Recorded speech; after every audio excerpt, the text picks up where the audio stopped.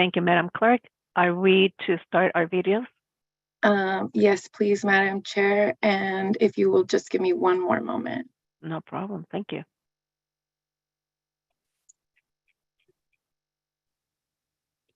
I'll display the interpretation information one last time before starting this meeting.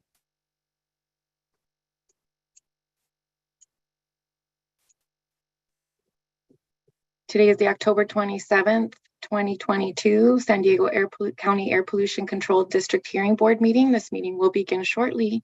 Please use the interpretation buttons at the bottom of your Zoom screen to select your language of preference, English or Spanish. If you do not select a language, you will be unable to hear the meeting.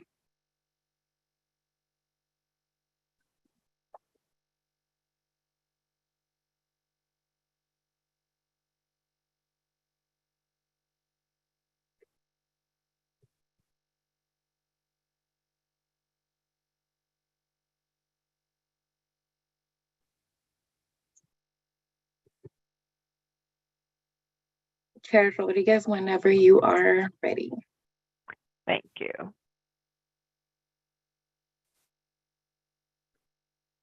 I'm unable to start the video. Would you like for us to be on video?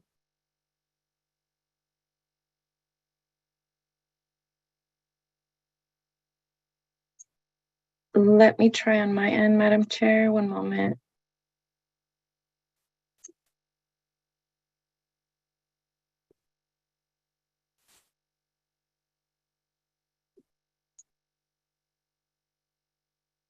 If possible, can you please start your video, Madam Chair? I get a notification from Zoom, a dialog box that says you cannot start your video because the host has stopped it. Oh. I also get the same notification. As do I. Thank you. One moment.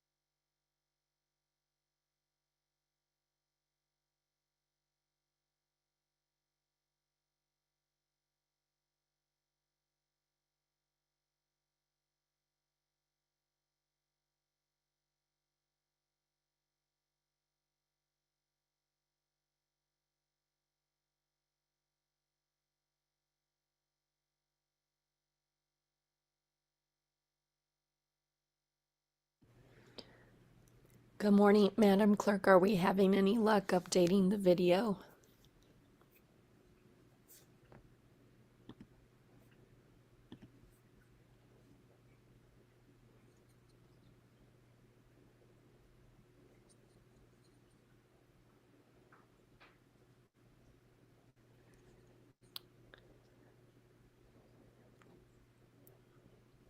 Additionally, Like, I apologize for the delay. It looks like we are having some video issues at the moment. Just one, I appreciate your patience. Thank you.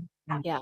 Also, there's some, the interpreters are reaching out, asking for who's going to give instructions on accessing interpretation. I'm wondering if someone will be able to speak in Spanish on the main audio to instruct on interpretation access. That's one concern I had. That's all. Thank you. Thank you, Vice Chair Schlick.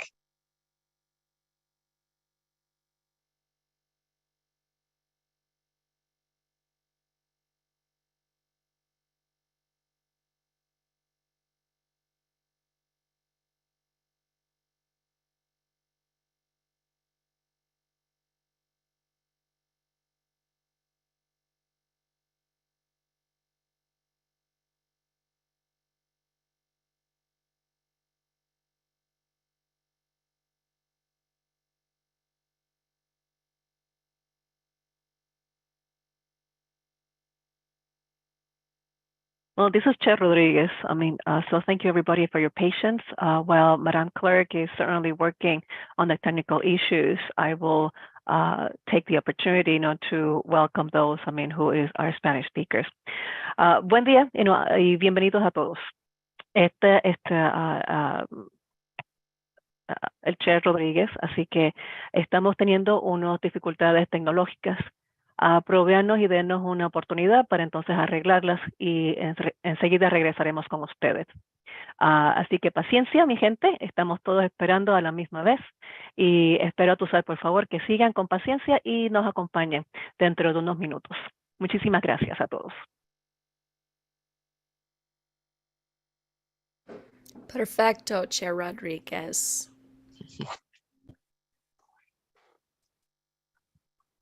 Uh-oh.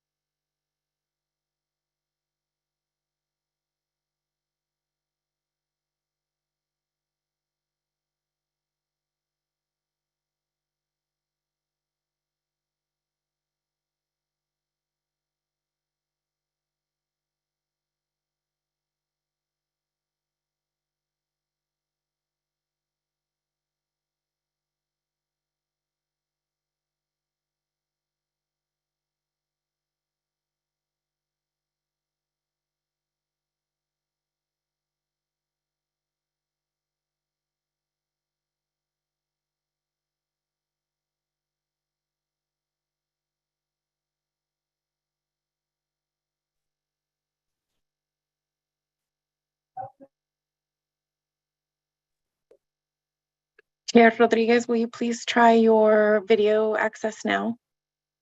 I will do. Okay, at least, there you go. I'm here.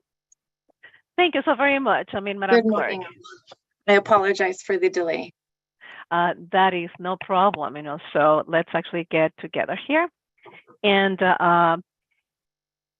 Madam Clerk, I would love, for you to certainly provide, the room to the interpreters. In that manner, they can use, the guidance that you provided to all those members, of Spanish-speaking group, that are joining us today. We'll do one moment, Madam Chair. Thank you.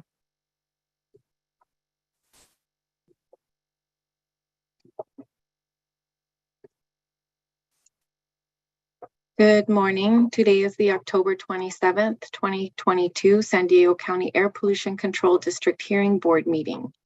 This meeting will begin now.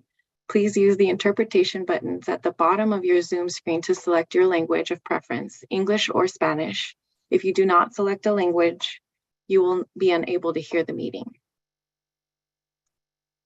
Thank you, Madam Clerk.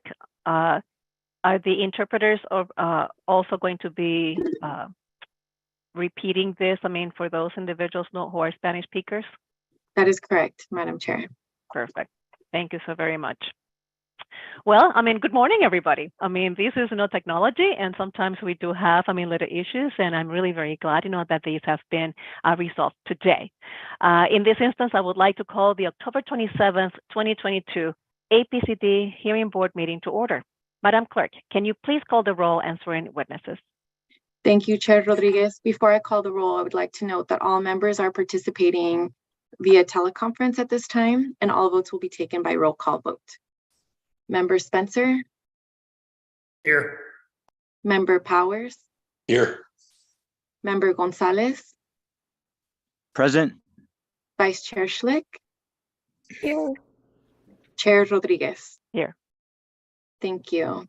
I would like to ask the following individuals to please identify themselves for the record. Hearing Board Counsels. Emily Helm, Senior Deputy County Counsel, Counsel for the Hearing Board. Air Pollution Control District staff. William Jacks, Chief of Compliance. Thank you. I would like to note for the record that there is one petition board before the hearing board today. I will now swear in those that will wish to provide testimony on any item on today's agenda. This includes any members of the public or APCD staff. Please turn on your video at this time and raise your right hand for the swearing in. Mia, if I may interrupt real quick, it appears that Mary Mahoney is not able to unmute in order to swear in.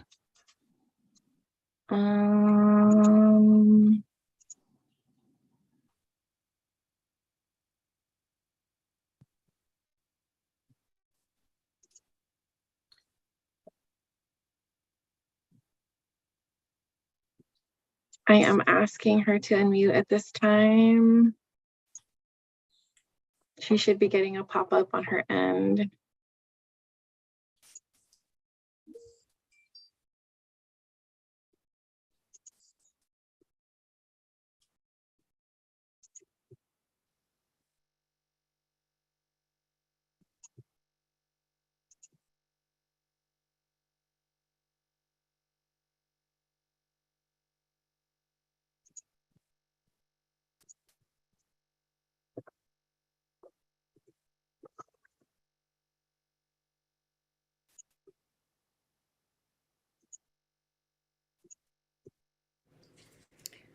There's a question I see okay. that, Vice Chair Schlick. Mr. Paul, members of the public do not need to be sworn in. Thank you for that question.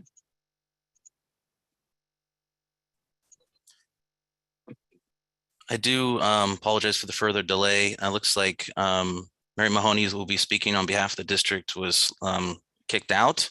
Do you have the panelist link you can send so she can try to get back in? Again, do apologize for the delay. Mr. Jacks, the panelist link was sent out this morning. Okay. Okay. If she cannot access the meeting with the panelist link, she can actually enter the meeting as an attendee and she will be promoted to panelist. Okay, I'll inform her.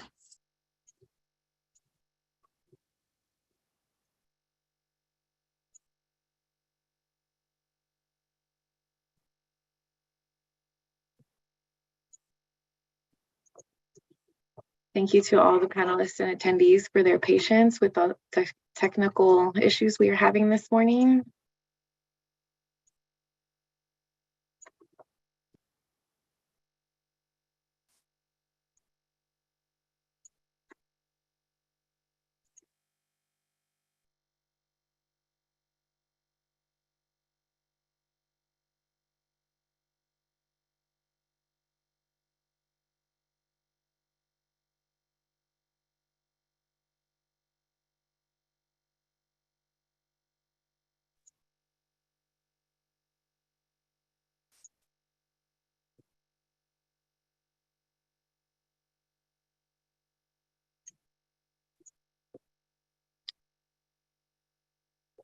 I do see Mary Mahoney has rejoined our meeting today. And I am asking her to unmute at this time.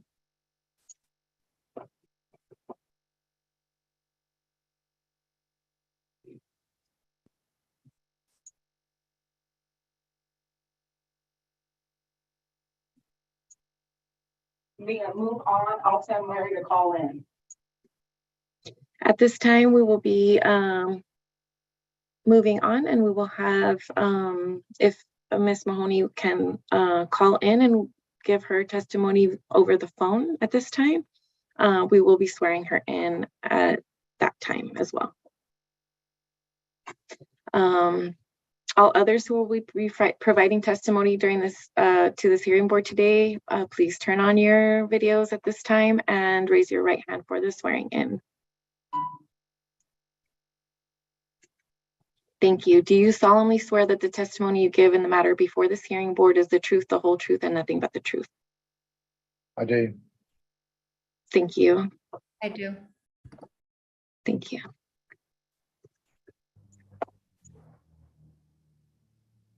Okay.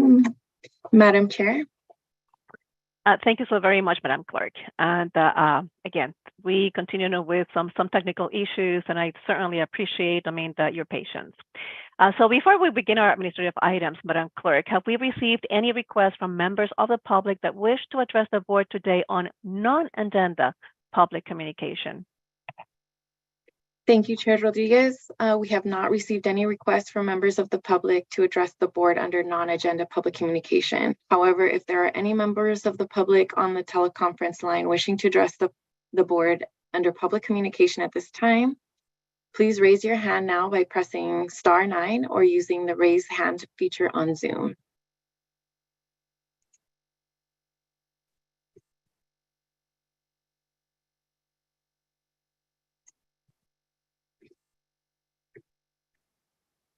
Madam Chair, it appears we have 2 members of the public that are wishing to address the board on non-agenda items today.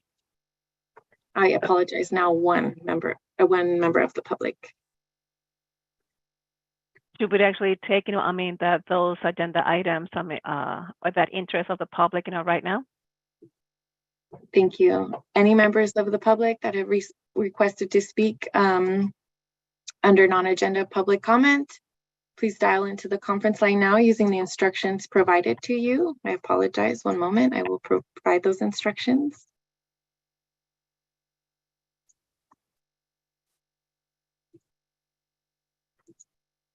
You will have 3 minutes to address the board. Please self-regulate your time. I will ask that you conclude your comments when your time has ended. I would remind the speakers to mute their live stream before they begin speaking. Caller, non-agenda public speaker, caller ending in 9709.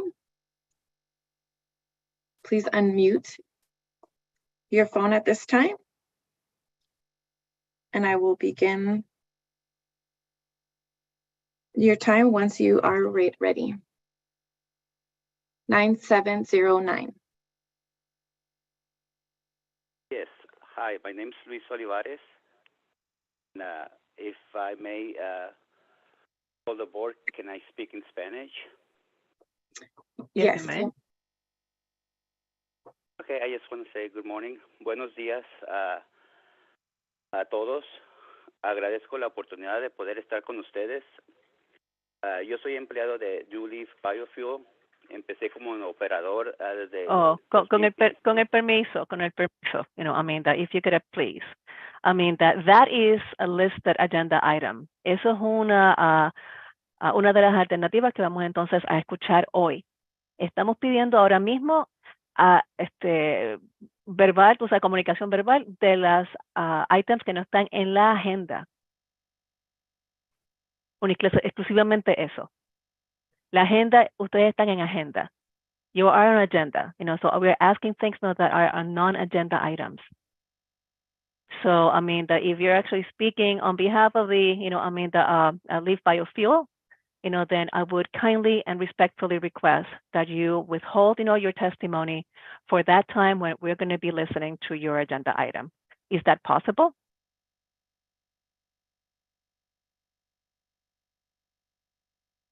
Sir? Es posible que Yes, entonces yes. retrase. Okay, muy Sí, bien. no hay Muchísimas problema, gracias. No hay problema. Muchísimas gracias. No, there's no problem about it. I mean, so thank you so very much, okay? All right, Okay, thank you so much. perfect. Okay, no problem. Okay. I mean, what I actually had indicated, I mean, the person provided, the initiative providing his testimony, you know, it is that he is going to be providing testimony, but related to the agenda item in front of us today, I mean, related to the petition. So therefore, I kindly respectfully requested of him, you know, to delay, you know, his testimony to that time we're going to be hearing, you know, the item, and the gentleman agreed, to that. Okay. So, Madam Clerk, so knowing that, let's actually take a look at the agenda as of today. And we are going to consider all those elements on the agenda in the order in which they have been presented. Okay, so first of all, the agenda packet has item B, you know, which is the approval of 2023 hearing board calendar. So I would imagine that the board members have had an opportunity to take a look at the calendar for next year, 2023, which indicates, you know, the filing dates and the dates, for the hearings. Are there any comments from the members of the board? The calendar looks fine to me. Okay, thank you so very much. Dr. Spencer, with no further comment, is there a motion for approval? I will move. And do I get a second? I'll second. Okay, it is the first to the finish line. Okay, so how about if we give this one to Member Schlick or Vice Chair Schlick, and I give the second, you know, to Member Powers. Madam Clerk, you know, could you please call the roll? Yes, Madam Chair. Member Gonzalez, Aye. Member Powers, Aye. Member Spencer, Aye. Vice Chair Schlick, Aye. Chair Rodriguez. Aye. Madam Chair, that item passes with all members present voting aye. Thank you so very much, everybody. I think we needed that, you know, smile and the laugh. Okay, so we will now move to the approval of the September 22nd, 2022 San Diego County Air Pollution Control District Hearing Board Statement of Proceedings or minutes. So I would imagine that personnel and members of the board have had an opportunity, you know, to review. Do I have any comments from the members, from the hearing board members? Any comments from APCD? I reviewed the sorry, from the members. I'm not from APCD, but I reviewed the draft minutes. I didn't see anything that needed to be corrected. Thank you. Vice Chair Schlick, you know, so APCD, do we have any comments? Good. Hearing that there is no comments on that one, is there a motion for approval?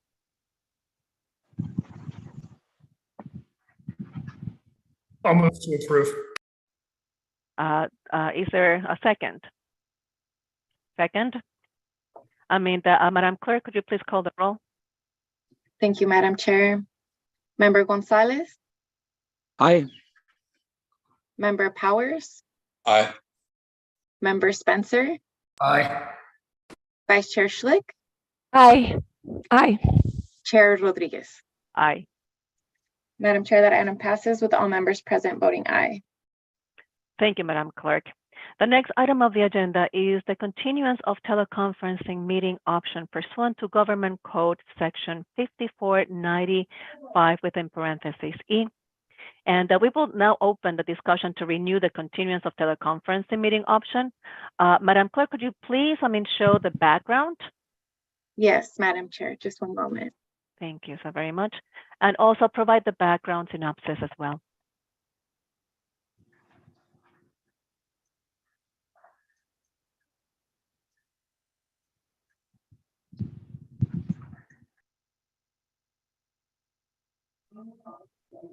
Thank you, Chair Rodriguez. Effective October 1st of 2021, AB 361 amended the Brown Act to allow suspension of the general conferencing requirements.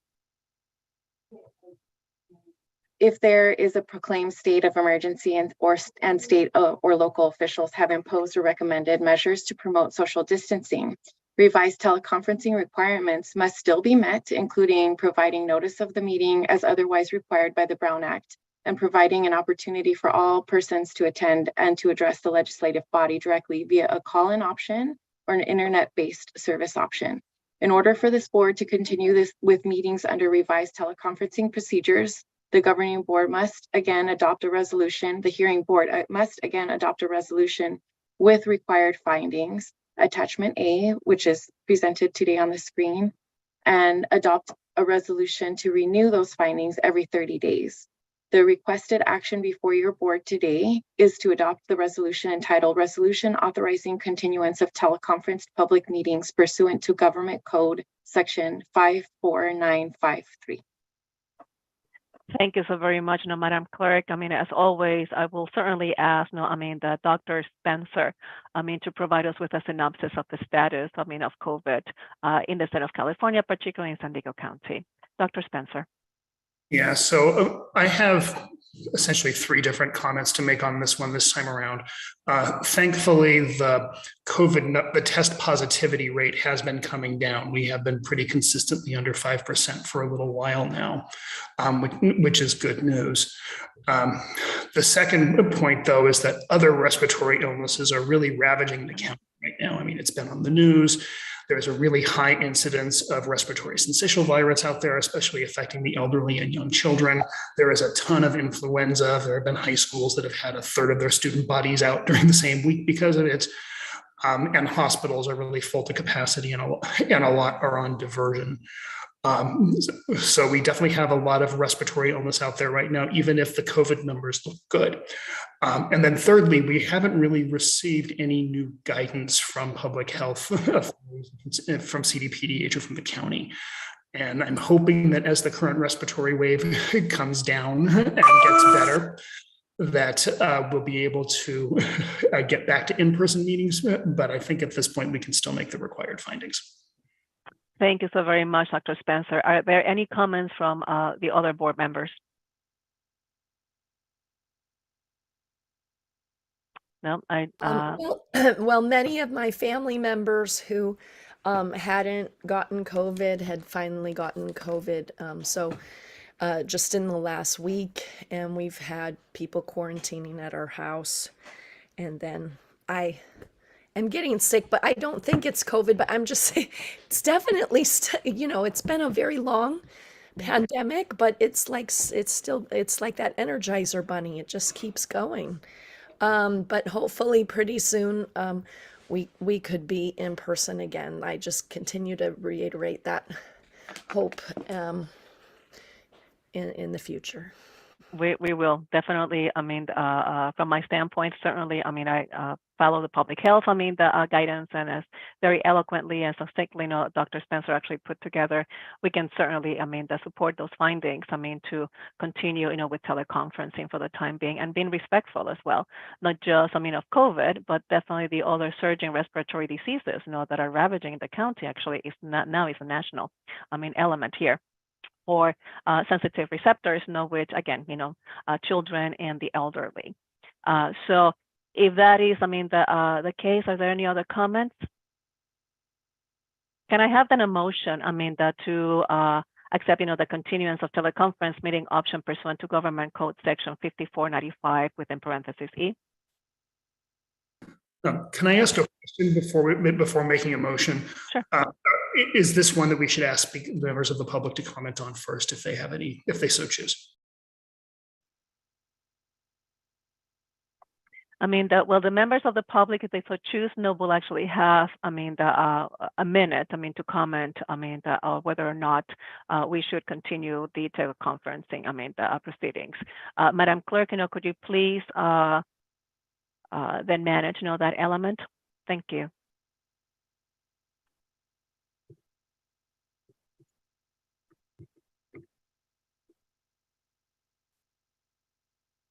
Thank you, Chair Rodriguez. If there are any members of the public that would like to speak under this item today, please dial into the conference line now as shown on your screen and use the instructions provided to you. As a reminder for the callers, you have requested to speak on this specific item. And please hang up and call back when the board begins the discussion on the item you would choose to speak if it is not as this item. I'll be calling speakers by the last 4 digits of their phone. You will hear a notification that your call has been unmuted. At that time, you will need to press *6 to unmute your phone. Each caller will be asked to state their name for the audio record. You will have 1 minute to address the board. Please self-regulate your time. I will ask any speakers that are interested in addressing the board on this teleconferencing item to please press *9 or use the raise hand feature on Zoom now.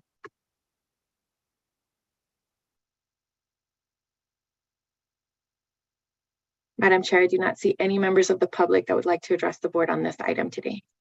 Thank you so very much, Madam Clerk. With that being the case, do I get a motion to approve? Yeah, I'll move to approve. Second? Second. Perfect. Madam Clerk, please call the roll. Thank you, Chair Rodriguez. Member Gonzalez? Sorry, aye. Member Powers? Aye. Member Spencer? Aye. Vice Chair Schlick? Aye. Chair Rodriguez? Aye. Thank you, Madam Chair. That item passes with all members present voting aye. Thank you very much, Madam Clerk. The next item of the agenda is the discussion of the revised hearing board rules of procedure. Today, we certainly have a petition that is of public interest. And due to time constraints and consideration to the members of the public that are in attendance, I would like to suggest to continue this item, for the next available hearing board meeting, remembering though that we still need to notice, of this hearing. So I would definitely like to poll, if you would be in agreement, of these, of continuing the hearing board rules of procedure review and revision, to a future meeting. My only concern is if there's any time at the end of today's meeting, if any of our members have questions about the rule suggestion changes from the district, that it might be good to just have that opportunity. So, but not necessarily to fully discuss or approve them yet. So I would just, but we might all be very exhausted. So I would definitely be in favor of pushing it to the next meeting. Thank you, Vice Chair Schlick, because I truly believe, that I want to provide, the time that is necessary, to the petition in front of us today, rather than to keep thinking ahead of us, to a different, alternative here. So any other comments from the members of the board? If that is the case, is there a motion for continuance? I will move to continue, the revised hearing board rules of procedure, for, the next available hearing board meeting. Do I get a? I'll second. Thank you, Vice Chair Schlick. Madam Clerk, could you please call the roll? Thank you, Chair Rodriguez. Member Gonzalez? Aye. Member Powers? Aye. Member Spencer, Aye. Vice Chair Schlick, Aye. Chair Rodriguez. Aye. Thank you, Madam Chair. That item passes with all members present voting aye. So thank you, everybody, who's with us today, for allowing us to take the agenda administrative items in the order presented. So I would like, to start, the petition 4527. But before we actually get to that point, and knowing though that we have approximately 51 participants, at this hearing, I would like, to communicate some ground rules. And these ground rules are just for the effective order, of the meeting, and certainly for communications, knowing that we have Spanish speakers, in the audience, and translation will also be maybe a little bit missed.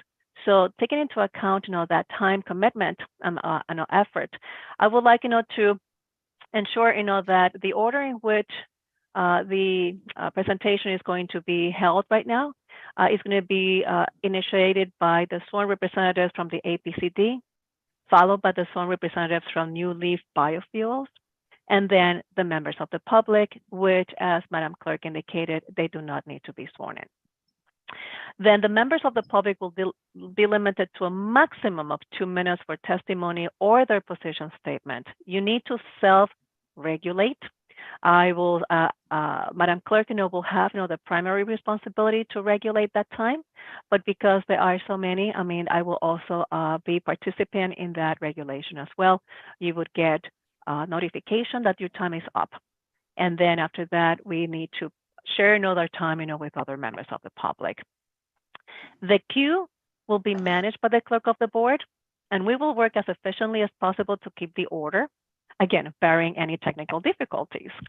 And personnel wishing to provide testimony will follow the guidelines and requirements that are provided by the clerk of the board with those very important reminders.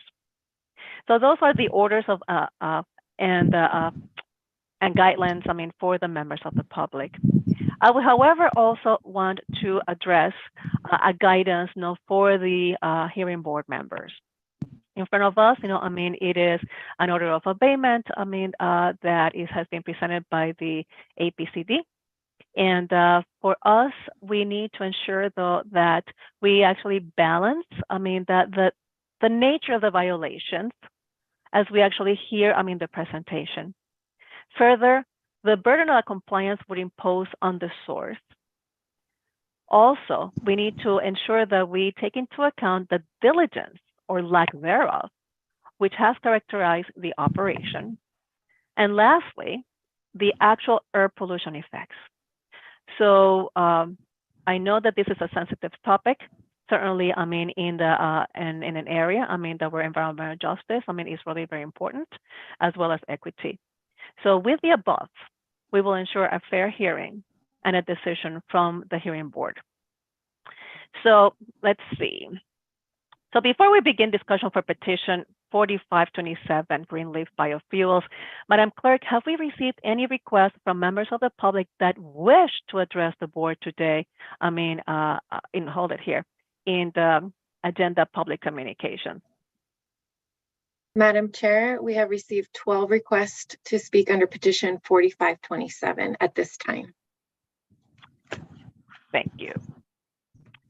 Well, that knowing that as well, that just a reminder, you're going to be self-regulating, to a maximum of 2 minutes. Okay, so start actually, the editing, maybe your presentation. Okay. Madam Chair, I have a question. So those 12 requests of the public to speak, will they each of those 12 will get 2 minutes? Yes, ma'am. Okay. Every single person. And it's going to be after the presentation by the district and the presentation by the New Leaf Biofuels representatives. Okay. That is correct, because that my interest here is that then the members of the public understand what is it that we're hearing and the commitments that we're actually working on, so that then they actually have a full picture of what they're going to be speaking in front of us. Yeah. Yes. Okay. Thank you so Absolutely. much. If I may, Chair Rodriguez, any members of the public that are requesting translation will have 2 minutes to address the board and then another 2 minutes for translation. Thank you so very much. Yes, that's a very good reminder. Yes. Thank you. Thank you. Any members of the public that have requested to speak under petition 4527, please dial into the conference line now using the instructions provided to you.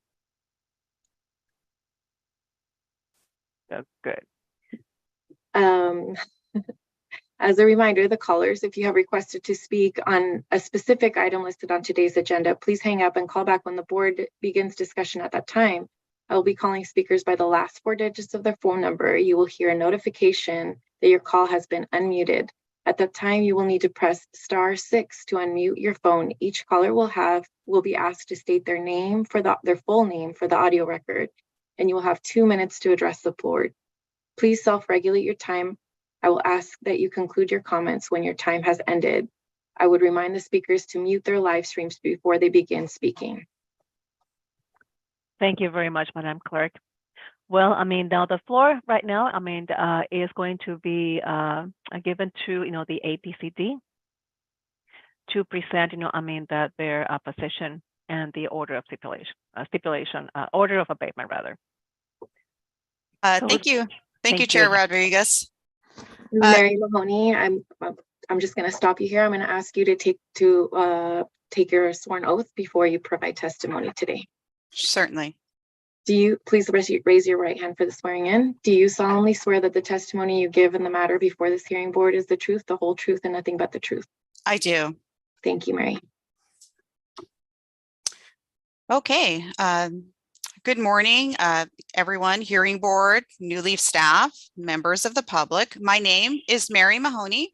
I'm a civil actions investigator with the Air Pollution Control District, and I appreciate this opportunity to present to all in attendance today a summary of and corrective actions for the odor nuisance problem occurring from New Leaf Biofuels processing of used cooking oil that is occurring at New Leaf's South Plant in the community of Barrio Logan. Mia, if you could please display the title slide now. Yes, just one moment. Certainly. The district has conducted ongoing odor surveys and investigations near New Leaf's facilities. The first odor survey was conducted 11 months ago in November of 2021. Each and every odor survey since, which now stands at 59 odor surveys as of today, has documented nuisance odors around New Leaf Biofuels South Plant. The district has issued 3 notices of violation as a result of nearly 11 months of documented public nuisance odors to New Leaf Biofuel, also sometimes called the respondent in this hearing, citing 2 public nuisance prohibitions. The district has a local rule titled nuisance, Otherwise, you'll have to share the actual. also referred to as Rule 51. The district's nuisance rule states in part that a person shall not discharge from any source whatsoever such quantities of air contaminants or other material which may cause injury, detriment, nuisance, or annoyance to any considerable number of persons or the public. The state of California's Health and Safety Code has a nearly identical prohibition. The odor has been described as an awful, sour, vinegary type odor, or as a vomit-like odor. The quality of life for the residents of Barrio Logan has been strongly impacted. For this reason, the district is approaching the hearing board today to present a request for the board to issue a stipulated order for abatement against the respondent with milestones and conditions, including the installation of a new odor reduction system to relieve the residents of Barrio Logan from nuisance odors.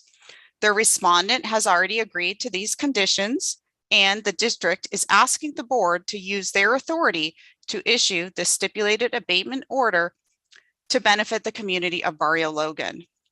I prepared a slide deck to share today that explains the source and history of the nuisance odors, the events leading up to today's hearing, as well as the milestones and conditions that the district is asking the board to formalize in an order to require New Leaf to comply with air quality rules.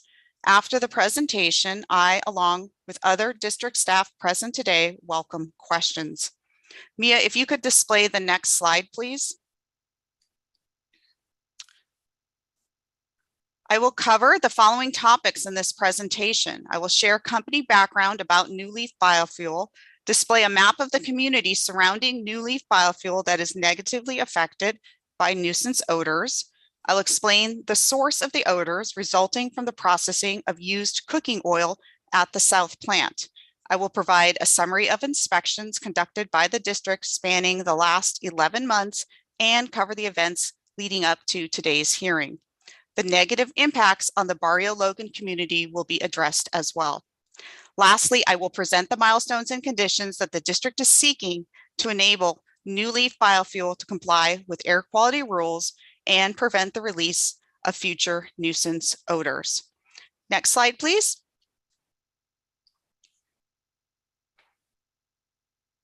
New Leaf Biofuel has been operating at the intersection of Newton Avenue and Sicard Street in Barrio Logan for over 12 years. The company operates 24 hours a day, 7 days a week, 365 days per year, processing used cooking oil into biofuel. New Leaf Biofuel collects used cooking oil from over 2,000 local restaurants. The used cooking oil is converted to biofuel in a process that occurs at the company's 2 plants, termed the North and South Plant, which are across the street from each other. The second plant, the South Plant, was acquired in 2019. Prior to acquiring the South Plant, all processing was conducted at the North Plant only. The source of the nuisance odors and the subject of the district's request for a stipulated abatement order today is regarding the process that occurs at New Leaf Biofuel's South Plant. Next slide, please. On this map, you will see New Leaf's 2 plants. The North and South plants on Newton Avenue are marked with orange drop pins.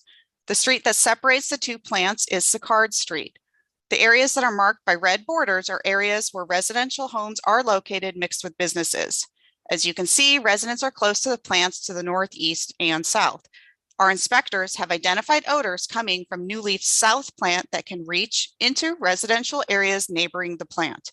The odors tend to be most intense along Sicard Street and Newton Avenue, directly in front of and across the street from the South Plant. Next slide, please. This is a photo looking southwest towards New Leaf Biofuel's South Plant, located at 2317 Newton Avenue. The photo depicts the intersection of Sicard Street and Newton Avenue, where the strongest odors have typically been detected. Westerly winds have the potential to send odors further into the surrounding community. However, even when no wind is present, nuisance odors remain strong and persistent in this area. The South Plant building has areas designated for oil delivery, processing, and equipment storage, as shown on the photo indicated by the red arrows. Next slide, please. There are 3 main processing steps that occur at the South Plant. First, deliveries of used cooking oil are received at a rate of approximately 20,000 to 25,000 gallons per day. The process of receiving the used cooking oil is currently enclosed from the outside atmosphere, a recent adaptation made by New Leaf in response to the nuisance odors. The used cooking oil is stored for processing in sealed tanks after it's delivered. Next, the raw used cooking oil is heated to remove water. The semi-dewatered cooking oil is then fed to a 2-stage screening process. This 2-stage screening process is conducted to physically remove large items sometimes found in used cooking oil. These large items may be bones, rags, cutlery, gloves, and large food scraps, for example. The removal of the large items is not conducted in a sealed environment, which can allow odorous emissions to be released and is the main source of the nuisance-causing odors. The screened used cooking oil is further processed under heat to remove more water. The excess water is then stored separately while the used cooking oil is centrifuged before undergoing a flash evaporation process. The result is a finished product called feedstock oil. The feedstock oil, water, and solids are transferred to the North Plant across the street by truck in an enclosed manner. Next slide, please. To date, including after this slide was submitted to the clerk of the hearing board, the district has now received 22 public complaints regarding odors from 8 complainants. Each complaint was investigated individually, and the district inspection staff have been routinely conducting odor surveys and investigations. Currently, the district has conducted 59 odor surveys, and of the 59 odor surveys, all 59 have found nuisance odors.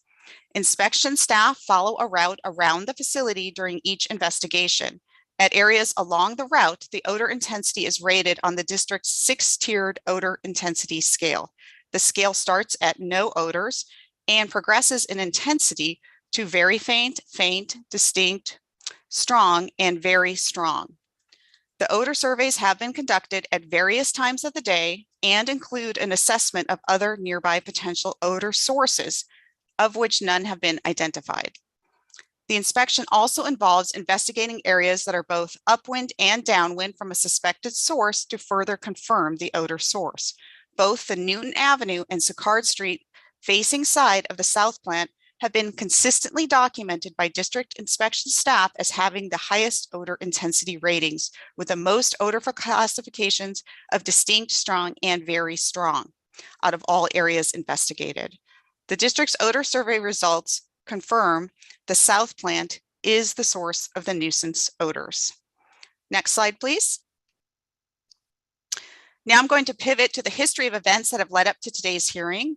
The first event is that the district issued the respondent 3 notices of violation as a result of nearly 11 months of documented public nuisance odors, starting in early December of 2021 and including as recently as August 2022.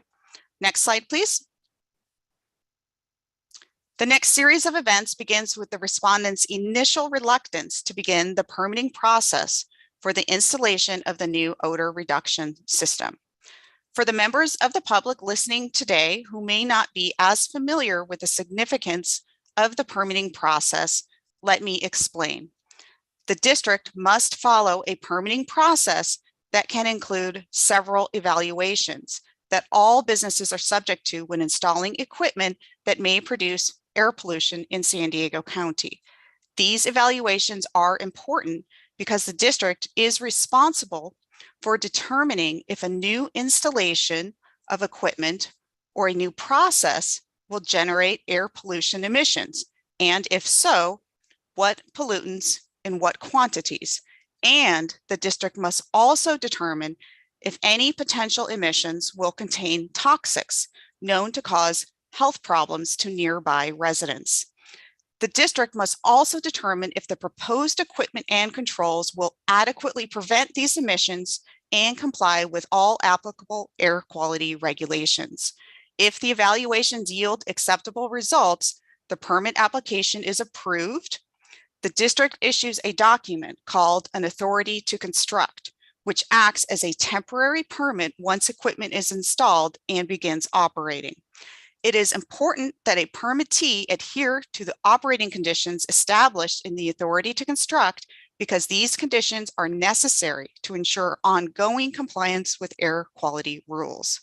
The district relies on the business proposing the new construction to submit a permit application to start the evaluation process.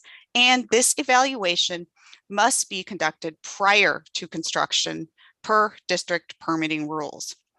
In this case, New Leaf had been informed of the need to submit a permit application, thereby triggering the district's required evaluation process many times starting months ago. In fact, New Leaf was issued a notice of violation in April of this year when they moved forward in self-testing odor neutralizing agents and partially installing ductwork to design their own odor reduction system, bypassing the district's duty to evaluate the proposed odor control system and to include formal operating conditions for New Leaf to adhere to. Meanwhile, the odor problem at New Leaf South Plant continued despite that the district was prepared to promptly address the odor problem and issue an authority to construct. Next slide, please. The same day that the district issued the notice of violation for not following permitting requirements, respondent hired a consultant to facilitate the permitting process, including help with sourcing vendors and parts, including parts that require custom fabrication for a new odor control system, or ORS for short. On June 7th, an application for a permit was submitted to the district, but it was missing some information needed to complete the required district evaluations. The missing information was then slow to come in. Some of the delays in getting this information to the district after the initial incomplete submission involved the respondent changing the odor neutralizing agent to a more industry established odor absorbing material, and respondent having to hire a laboratory to conduct analysis of their used cooking oil. No laboratory with a quick turnaround could be sourced. The respondent did, however, commit to prepay and pre-order a custom fabricated fan, a main component of the new ORS, in advance of the district completing its evaluation and issuing an authority to construct. Typically, a company does not take the risk of pre-ordering a custom part before the permit evaluations have been conducted and approved, but respondent was making an effort to prevent any further delay. As it turns out, the soonest availability of the ORS fan being custom manufactured and delivered is November 30th of this year. Allowing for installation time would set the operation date of the new ORS to be on or before Friday, December 9th, 2022. This is the final deadline date that the district is therefore requesting for the new ORS to be operating by.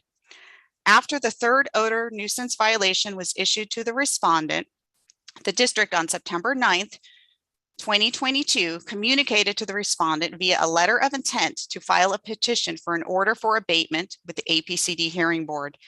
The district wants to ensure that all of the remaining steps leading up to the installation of the new ORS are specified, enforceable, and completed without further delay. Next slide, please. The district and New Leaf met 4 times in September to discuss the milestones that comprise this stipulated abatement order request. I will be presenting these to the board shortly. New Leaf agreed to all of the milestones and conditions, including some conditions to be done in advance of today's hearing and filing of this petition. For instance, respondent agreed to share any odor complaints directly received by them with the district within 1 business day since September 17th.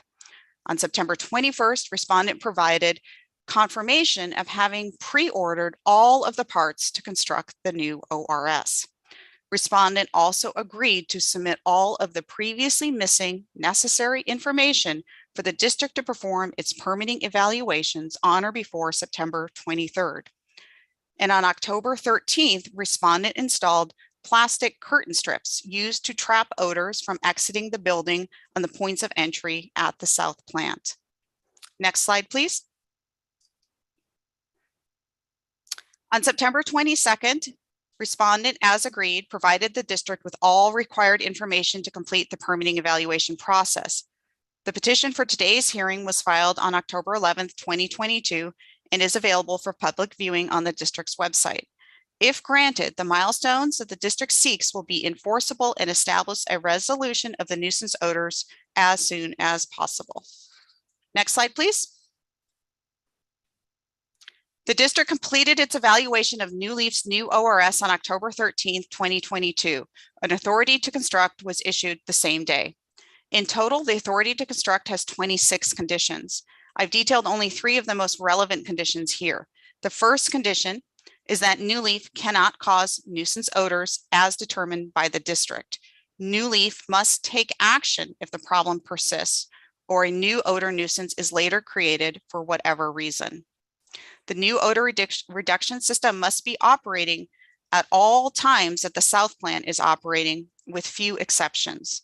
After the ORS is installed, the public areas surrounding the south plant must be monitored for odors, and the results must be reported to the district at 30-day intervals.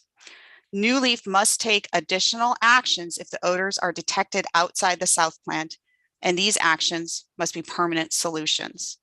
Next slide, please. Barrio Logan is known as a cultural art district filled with murals and history honoring the community. However, this vibrant, artsy community positioned next to an industrial area is also recognized as an underserved area. Next slide, please.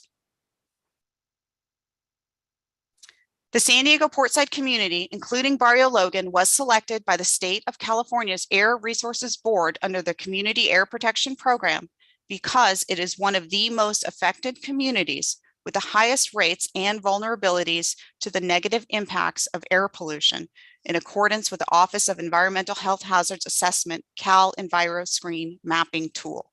Cal EnviroScreen is a science-based mapping tool that helps identify California communities that are most affected by many sources of pollution and that are often especially vulnerable to pollution's effects. The Barrio Logan community has lots of factors that contribute to their pollution burden. Vehicular emissions from increased street traffic and Interstate 5 exposure, proximity to military and industrial facilities, including sources within the Port of San Diego. This community also has fewer green spaces and an increased proportion of residents without air conditioning. And most unfortunately, increased health problems, including higher incidences of asthma and cardiovascular disease. While it's important to note that the nuisance odors are negatively impacting the quality of life in the community, the district has evaluated New Leaf's operations and determined that it does not pose elevated public health risks. With that said, the odor has been reported by the community to cause headaches, stomach aches, nausea, sore throats, and itchy, watery eyes. Equally concerning, the quality of life of Barrio Logan residents has been negatively impacted. These residents refrain from inviting visitors to their homes. They refrain from opening their windows, even on the hottest days. Many people in this community don't have air conditioning and so must choose between two unappealing options: either be subjected to the awful odors or be uncomfortable and exhausted from the heat in their closed up homes, which may still be permeated with nuisance odors, regardless of efforts to shut in. These are residents that don't always get to enjoy simple pleasures like spending time outside, gardening, sitting on their porches, or walking or biking through the neighborhood. As you can see, the residents of Barrio Logan deserve better. They have the right to breathe clean, fresh air. Next slide, please. The district is requesting the board to grant a stipulated abatement order today with milestones and conditions requiring New Leaf Biofuel to take actions during 2 timeframes, including from today through an interim period while respondent must wait for the delivery of the fan on November 30th needed to complete the ORS until the ORS is operating on or before Friday, December 9th, 2022 by 5 p.m. The second timeframe begins after the ORS has been installed and allowed to operate for at least 2 months to ensure nuisance odors are being abated. These milestones have been provided to the board in an updated proposed draft order for only the remaining milestones that have not yet been reached since this petition was filed. This draft order is ready for adoption today. Let me now share the milestones and conditions the district is requesting. First, after the ORS is installed, the respondent has agreed to notify the district within a business day. Respondent has also agreed to notify the district within a business day if they receive any odor complaints. This condition would be effective today and until such time at a future hearing board meeting in March of 2023, when both parties could provide the board with an update on the success of the abatement of the nuisance odors. I will now go over the interim conditions that the district is requesting to go into effect today and until the ORS begins operating on or before December 9th. First, the respondent has agreed to a new odor management program, which includes daily inspections to be conducted to identify potential sources of nuisance odors in a timely manner. For instance, oil tanks must be inspected to ensure they are closed 6 times a day. Equipment is to be inspected for leaks 6 times a day. The processing area in the south plant must be cleared of any unnecessary items through a twice daily inspection. Floors at the south plant must be inspected 4 times per day. Loading areas where oil is received, as well as the nearby pavement, must be inspected for drips and spills every 3 to 4 hours that the plant is in operation. Next slide, please. The pavement outside of the south plant must be inspected for drips, track out, or stains twice per day. All non-floor surfaces inside the south plant must be inspected for oil accumulation twice daily. Spills and water leaks, if found inside or outside the south plant, must be addressed as soon as possible, but never longer than within 1 hour after having been identified. The flooring in the south plant must be degreased, vacuumed, and cleaned for oily residue daily. Likewise, the pavement in front of the south plant is to be cleaned for oily residue daily, whether or not any spills are identified. Inside non-flooring surfaces at the south plant must be cleaned of any processed materials daily, and oily rags must always be stored in closed plastic-lined containers, which must be emptied daily. Next slide, please. The metal roll-up doors at the south plant shall be closed at all times, with a few exceptions for when materials enter or exit the building or during maintenance. Further, these roll-up doors must never be opened during the two-stage screening process and when large items are removed from screens. All material removed from screens must be stored in closed containers. All other doors and entry points at the south plant must remain closed except for momentary entering or exiting while processing of used oil is occurring. Where installed, equipment covers, excluding access hatches, must be in place at all times except during maintenance. All materials containing volatile organic compounds or odorous compounds must be stored in closed containers. Containers and tanks used for the storing of used cooking oil must be leak-free, covered, except when adding or removing materials or during cleaning. Next slide, please. The transferring of used cooking oil into storage containers or tanks must be conducted per the facility operation and maintenance manual following the manufacturer's instructions. No used cooking oil leakage is allowed from ducting, equipment, or storage facilities during processing, unloading, or charging to trucks. During this interim period, if for any reason respondent believes they cannot meet any of the milestones or conditions, they agree to notify the board within 5 days of such determination. The district has also added other follow-up milestones for reporting on progress for itself, as well as for the respondent. The district has requested as one of the milestones to be heard at the November 10th, 2022 hearing board meeting to present an update on the interim conditions, including the new odor management program, respondents' compliance with these interim conditions, and to share results from recent odor surveys up to that point. If the district finds that the respondent is not compliant or that nuisance odors are not managed well, then the district may ask the board to modify or add more milestones or conditions to the order.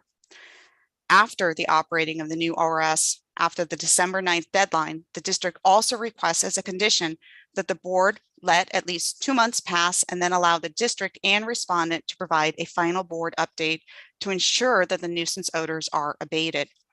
Both parties have agreed to update the board at a future hearing board meeting in March 2023. The intention of this condition is to ensure that the order is in effect until such time that the abatement of nuisance odors can be confirmed before vacating the order. Next slide, please.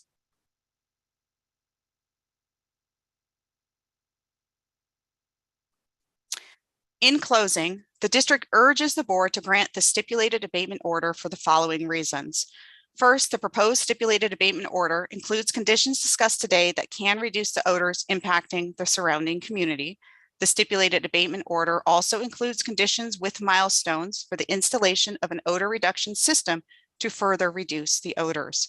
The district is also proposing to update the board on the effectiveness of the proposed conditions in 2 weeks. If the proposed conditions are not effective to reduce odors, the district may recommend an alternative approach at that time, including ceasing operations. Additionally, the proposed stipulated abatement order provides corrective actions for the odors impacting the community and accountability to get the respondent into compliance with air quality laws as soon as possible. The respondent has demonstrated its commitment to install the ORS by ordering the equipment in September of 2022 before obtaining approval from the district for the installation of the proposed ORS. Therefore, the respondent took a financial risk because if the district had not approved the installation of the proposed odor control system, the respondent would need to pay for additional equipment. Respondent also provided records to demonstrate that the installation of the odor control system before December 9th is not possible due to supply chain issues and therefore beyond their control. The respondent evaluated different vendor options and selected the one with the earliest delivery date. Next, the district has carefully evaluated the emissions from this operation and determined that even without the proposed ORS, the air emissions do not rise to a level that can create elevated health risks for the community. A majority of the odors that have been negatively impacting the community come from food waste as opposed to toxic emissions. That said, the district has documented ongoing negative impacts from the community from those odors for the last 11 months, resulting in multiple notices of violation and the request for this stipulated abatement order. Despite the outcome from today's hearing, those notices of violation will result in monetary civil penalties. And if the conditions of the stipulated abatement order are not met thereafter, the respondent would also be subject to enforcement actions that include civil monetary penalties of up to $25,000 per day. And the last slide, please, Mia. Thank you for your attention and for your consideration. This concludes my presentation. Thank you so very much, Ms. Mahoney. If I definitely slide another Mary, is it's because we know each other. So I mean, my apologies on that. I mean, if I actually do that. Fantastic summary, by the way. And at the same time, very succinct, I mean, on your presentation of the slides. I will actually allow the members of the board, I mean, to open with questions, I mean, for the district.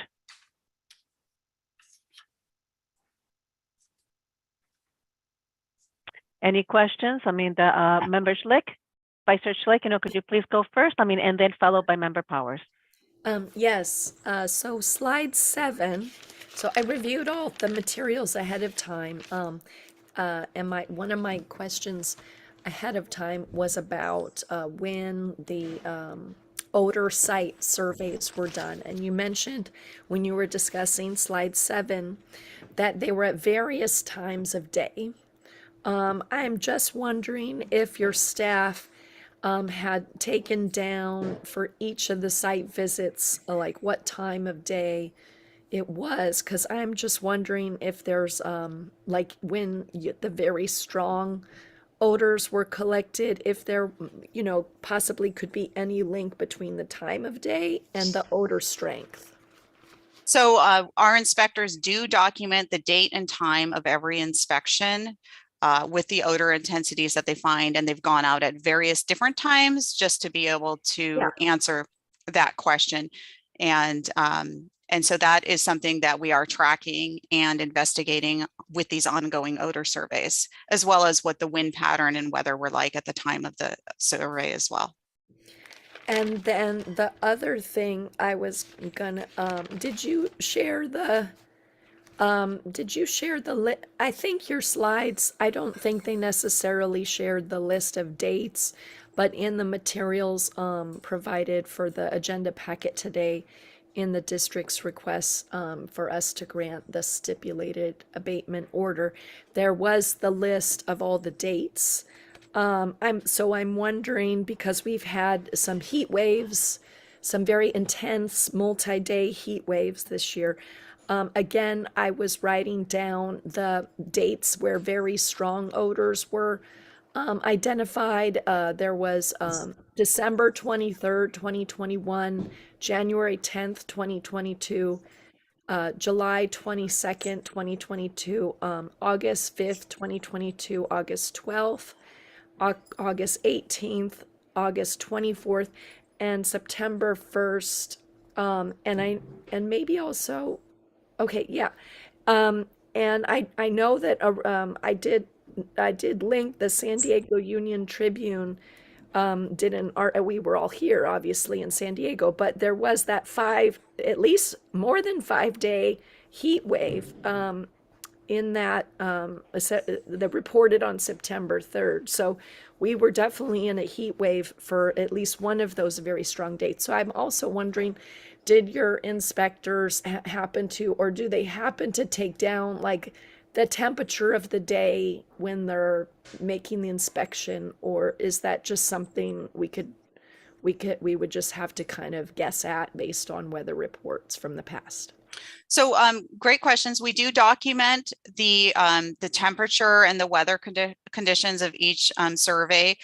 We've also responded to complaints from the public, which do typically tend to increase when there's a heat wave because people need to open the windows. They don't have air conditioning in. It can make odorous agents more volatile. So we'll respond to those, but we've also been conducting ongoing odor surveys. These 59 odor surveys occurred November 23rd, 2021, and the most recent one was October 19th. So during that time, you know, we've seen a spectrum of different conditions and weather patterns in the last nearly 11 months. And those are documented in our inspectors' reports. Thank you so much. That's really my only question, was about those issues of times and temperatures. Thank you. Thank you, Vice Chair Schlick. Member Powers. Yes, Mary. So this facility has been operational for about 13 years. The South plant opened in 2019. Can you tell us a little bit about the history of any violations or any district actions against New Leaf Biofuels prior to this November 23rd, 2021? Yeah, certainly. They have had a couple of notices of violation issued in the past that have nothing to do with the odor nuisance of today's hearing. In 2017, they had a violation for not permitting some equipment. Some equipment was specified on their permit and it was different when our inspector saw it on the day of inspection. So that resulted in a violation for that discrepancy. And that was against District Rule 10.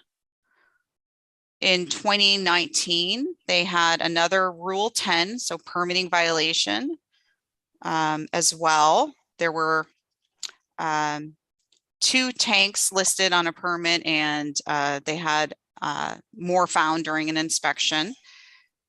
Those were both settled. And then in 2020, there was an emission inventory report that was submitted late, resulting in a violation being issued.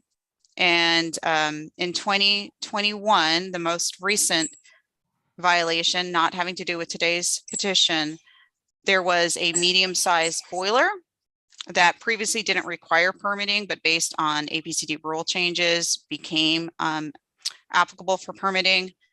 And so we issued a violation for that boiler, and that boiler has since been permitted.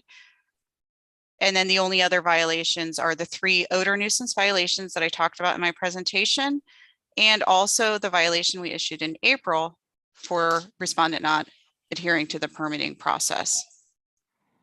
So how did we get from no odor issues at all for 12 years to suddenly having constant odor issues? Was there a change in the process? I mean, what happened? So we oftentimes rely on receiving public complaints to initiate investigation.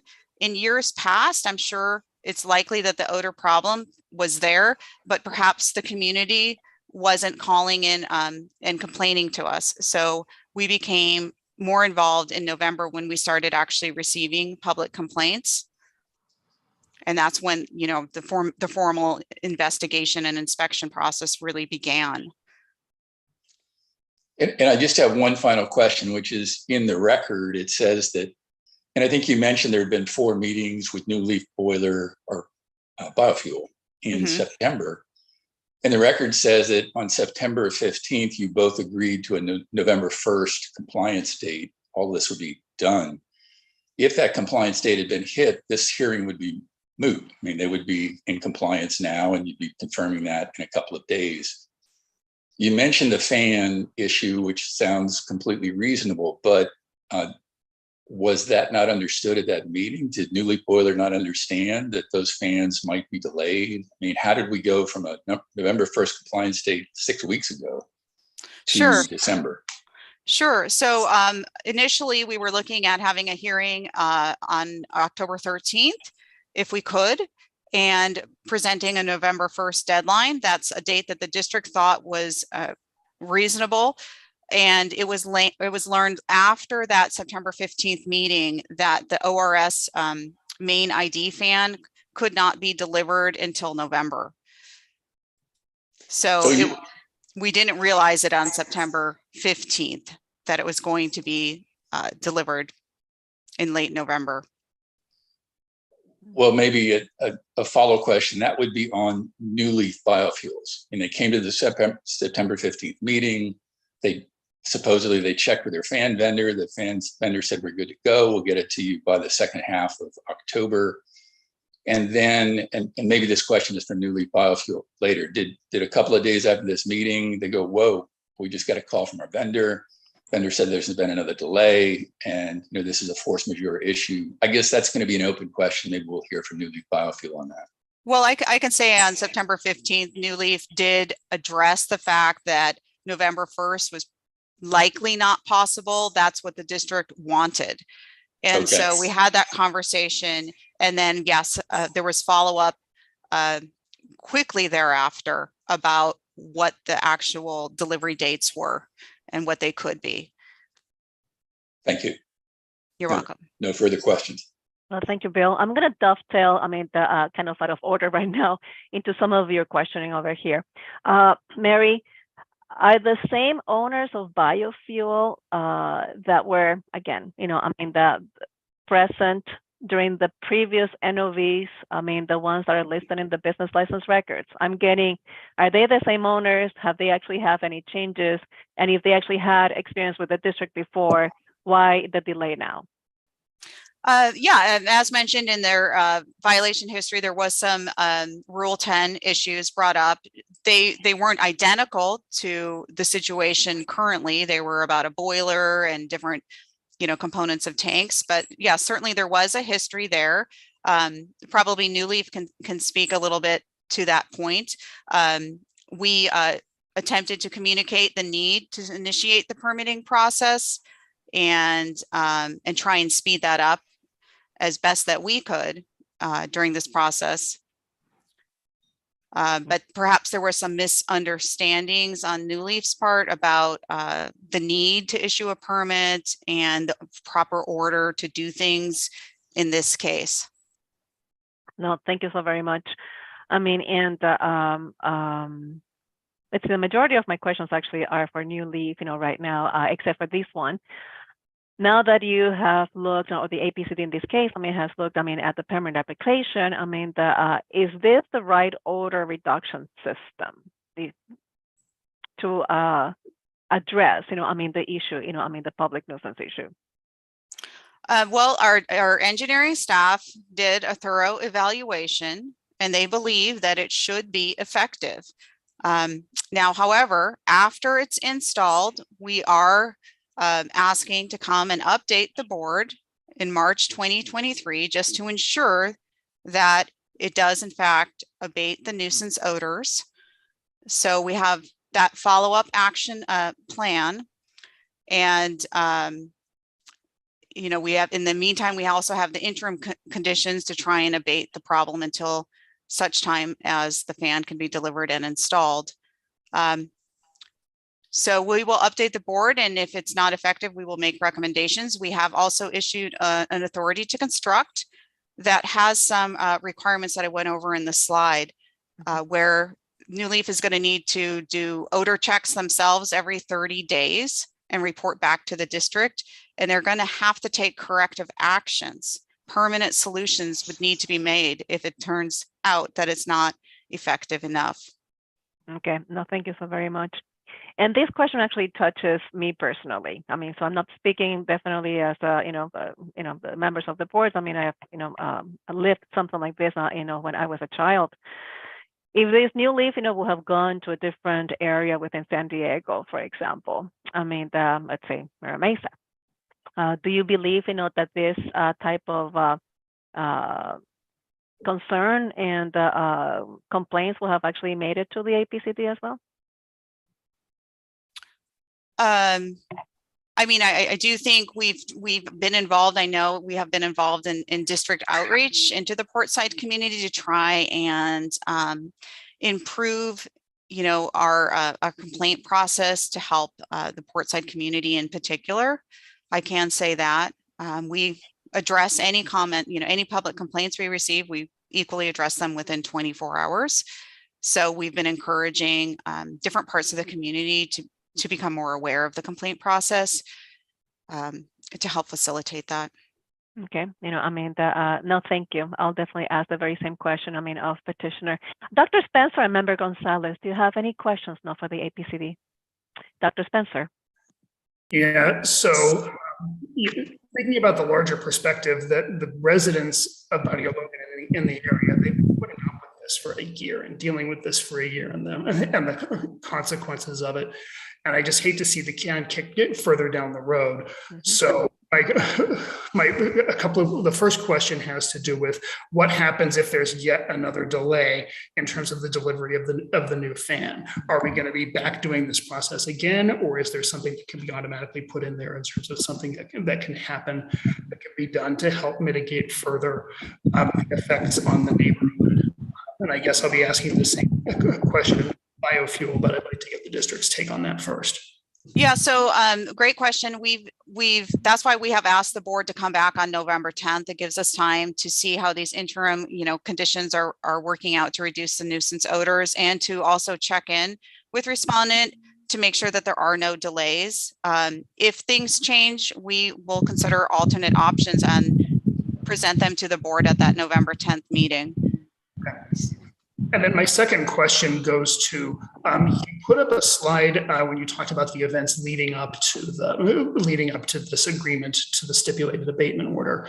And it said that in August, that the equipment had been ordered. Was that before or after the third NOV? Because that was placed in early August. So there were, I believe New Leaf tried to order the ORS fan twice and then had to switch vendors because the first vendor had a later delivery date. So they found a vendor that could supply it sooner. And I think they prepaid, if I recall, around the first week of August of 2022, and then placed the order at the end of August.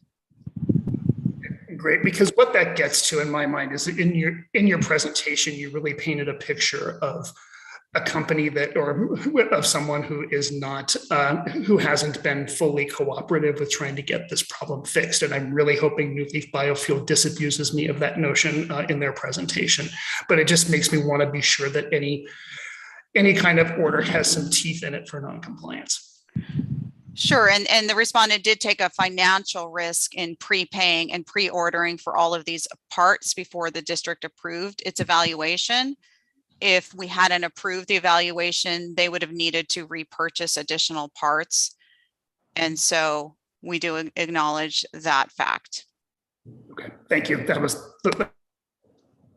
Thank you, Dr. Spencer. Member Gonzalez, do you have any questions? I have a quick comment. So I was reading an article in the paper saying that there's some neighbors, I guess they're elderly. They live in 55 and older apartments. And I believe they were complaining that they may be the ones being like most affected since they're like right next to this plant. I was wondering if biofuel might be able to get them AC somehow, if it's viable, cost effective. Talk to the property management. It seems like there's like 2 or 3 elderly people in those apartment units that for some reason were complaining and saying that they were having like serious issues with the odors coming from the plant. It's just some input. It's probably for biofuel. And Member Gonzalez, I'd love to chime in on that as well. When I was preparing for this meeting, one thought that I had was that was that perhaps I'm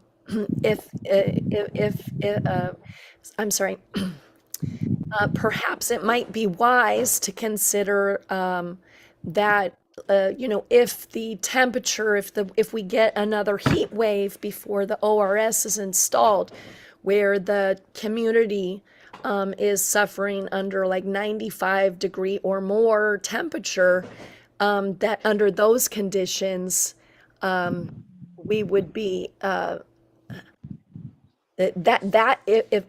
if ceasing operations temporarily during those conditions, sometimes a graduated or like minimal cease of operations order when it's most effective to protect the public, maybe that would suffice. So I like your idea of the AC. I don't know if that's less or more expensive than ceasing operations during a heat wave, but I just want to chime in as I'm kind of thinking along the same lines of concern about those elderly members who can't open their windows because of the proximity and odor pollution, the volatile organic compound pollution, which isn't toxic, Ms. Mahoney, but it is, it does cause discomfort and I mean, it may not be toxic, but older people can die from heat waves. So I'm very concerned about them as well, Member Gonzalez. I agree. No, definitely very good points. I mean, that you actually bring. I mean, definitely there's something about health, and that is called quality of life. I mean, that is not just, I mean, other impacts it takes, not the overall well-being of the individual. So any other questions, for the APCD? Oh, thank you so very much. I mean, from the biofuel, I mean,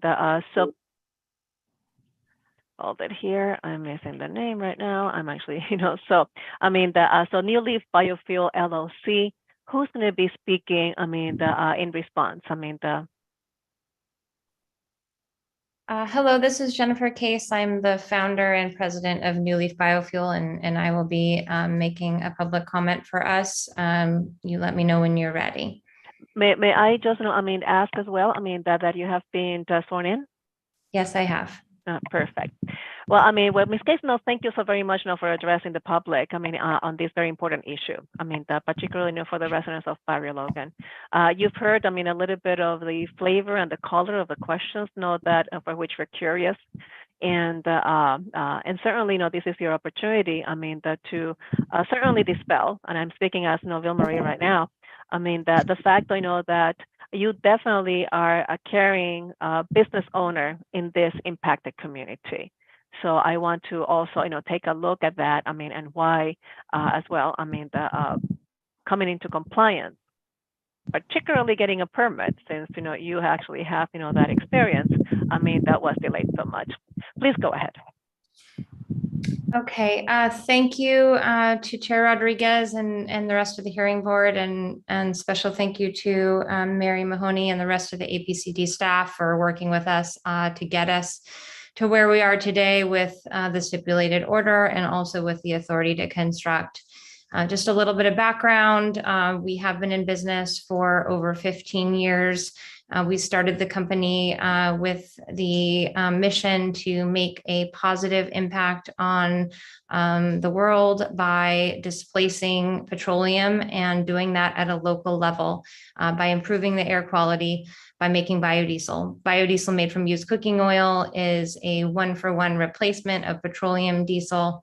As everyone who watches, the Barrio Logan and other communities that are portside have seen, petroleum diesel emissions are one of the largest effects of cancer and asthma, and children in particular who breathe diesel emissions coming out of buses. Those are all the reasons we started this company. We wanted to get diesel out of the public and biodiesel in as it is a non-toxic and completely renewable resource taken from a waste product like cooking oil that was previously a waste. The California Air Resources Board and the EPA have both ruled that cooking oil to biodiesel results in an 89% less carbon emissions. It also reduces sulfur, aromatics, particulate matter.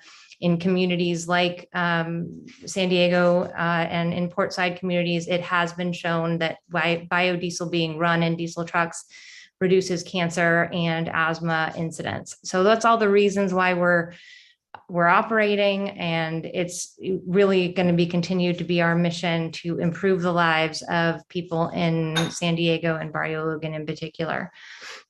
Newly fully supports the entry of the stipulated order of abatement. We developed this in negotiations with APCD staff over the summer to address the odor complaints by the neighbors.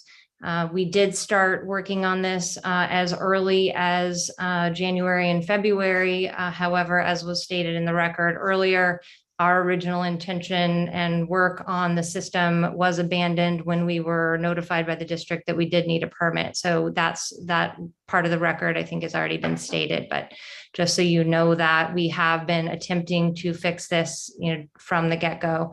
We really take the matter to heart because our neighbors are very important to us.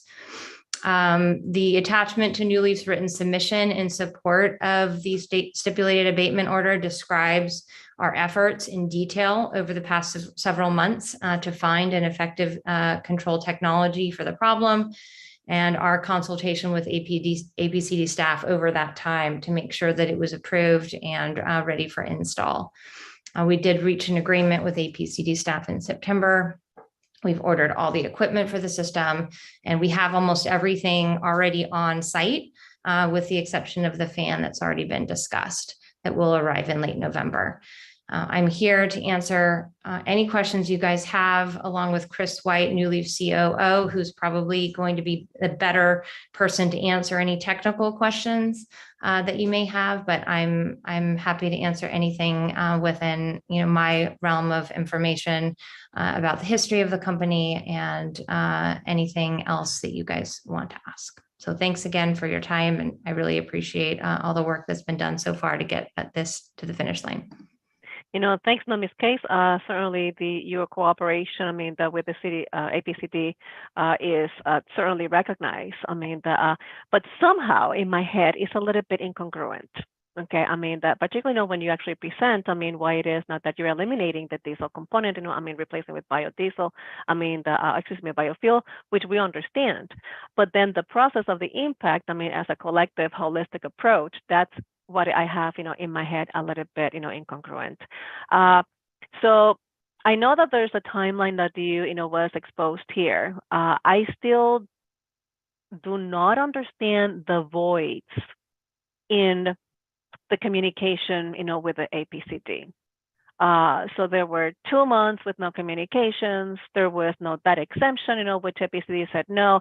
That void I do not quite understand in my head, because if this is that important, and definitely is along, the purpose and the scope and the vision, of your, company, why that delay? Why those gaps? Could you please explain that from a due diligence standpoint?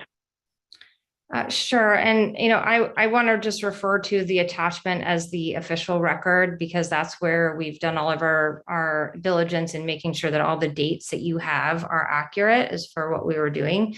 But just from a very high level standpoint, it was our impression that we should, for the benefit of the neighbors and the benefit of our company, install equipment immediately to do whatever we can to improve odor. And that was our main mission.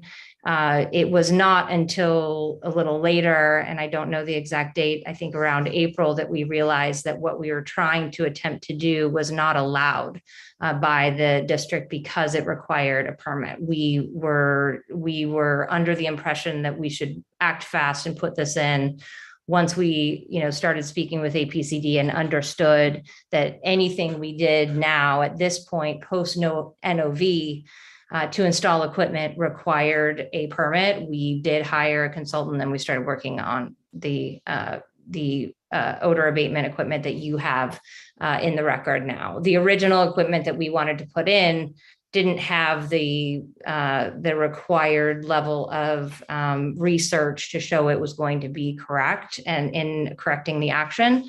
So once we spoke with the district and we had their engineers involved, they looked at our system, and with York Engineering, who's our consultant, we found a product that they were familiar with that had been used in other districts to abate similar odors. And it was decided that the best thing that we could do for all of us to make sure it was done correctly was use a system that had been proven in a way that was more than our original proposed installation, which would have been done earlier in the year had we not had to go through this process. No, I mean, no, thank you so very much. I mean, I just wanted, to see, because I still, that cannot bridge the gap on the way I manage projects. I mean, so, but I do definitely appreciate, your statement on this one. Now, changing a little bit of a topic here, and I'm going to tell you why I'm going to be asking this question. It has to do what gives a perception of the conditions of the plant. Okay, housekeeping, cleanliness, spill control, things of that nature. The closing, trying to enclose, the tanks that you actually have, which are really very sizable. For me, though, that is a current, responsible, best management practice. So personally, do you actually have procedures, for your people, so to close gates, close doors, clean up, you train them, you equip them.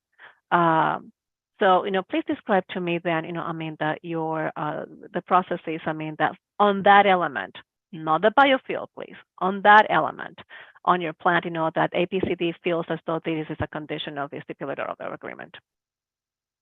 Would you like me to answer that?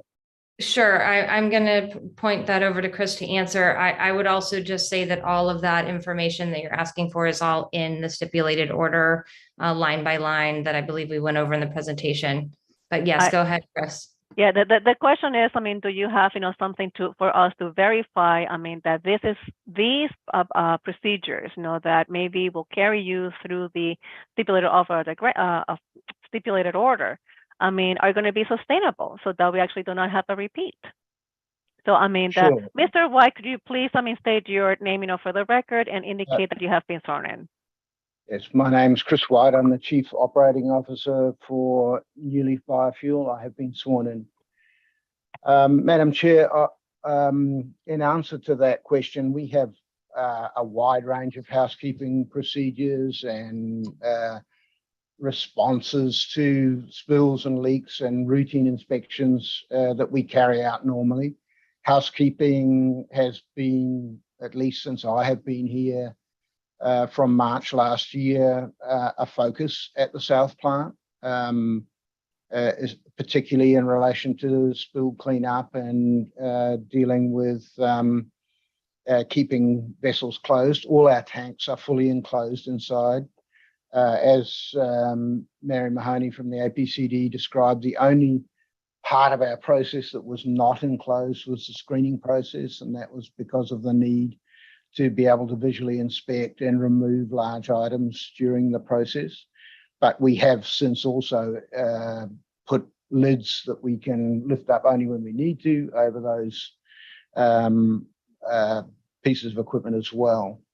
And all of the places where we collect the residue of that screening are now fully enclosed tanks, and we've installed permanent pipework to make sure that rather than opening up a door and using a vacuum truck to remove that material, it's now done through enclosed pipework directly into trucks without opening any doors. And just, in addition to that, and those steps that we have agreed with the APCD that are set out are really just taking an already fairly comprehensive housekeeping program to the next level. So it's increasing the frequency, increasing the intensity, increasing the level of cleaning, inspection, and checking. And so we're going to be keeping a record of all of those inspections and all of those cleaning activities so that we have that there for the APCD whenever they need it. But in addition, from early this year, we fully sealed off our building. We had to seal a whole lot of ducts. We had to seal all of the ventilation. I guess some of the cladding's not perfect. We installed new doors, so we didn't have to open the big roller doors to access the building or keep them open. We have changed the practices in how we manage the tanks aside, so they kept closed all the time. We did all that pipe work. I mean, I know that might not sound like very much, but it is, these things do take quite a lot of time. We don't have endless resources, and we can only do a certain number of projects at any one time. So we have steadily been going through this. We've just completed subdividing the building in preparation for this new odor control system, so that we have a seal between the Sicard Street side of the building and the processing area. So that is now isolated.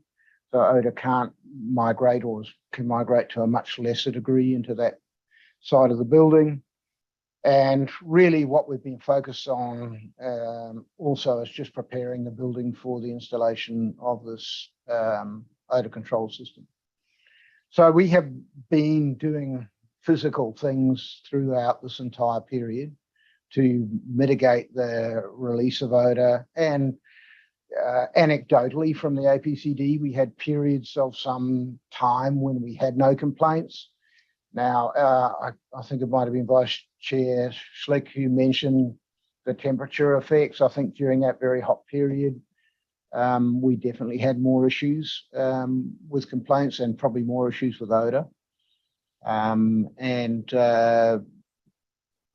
think that when we have this new system installed, what it will do, and I think it's important for people to understand what it is.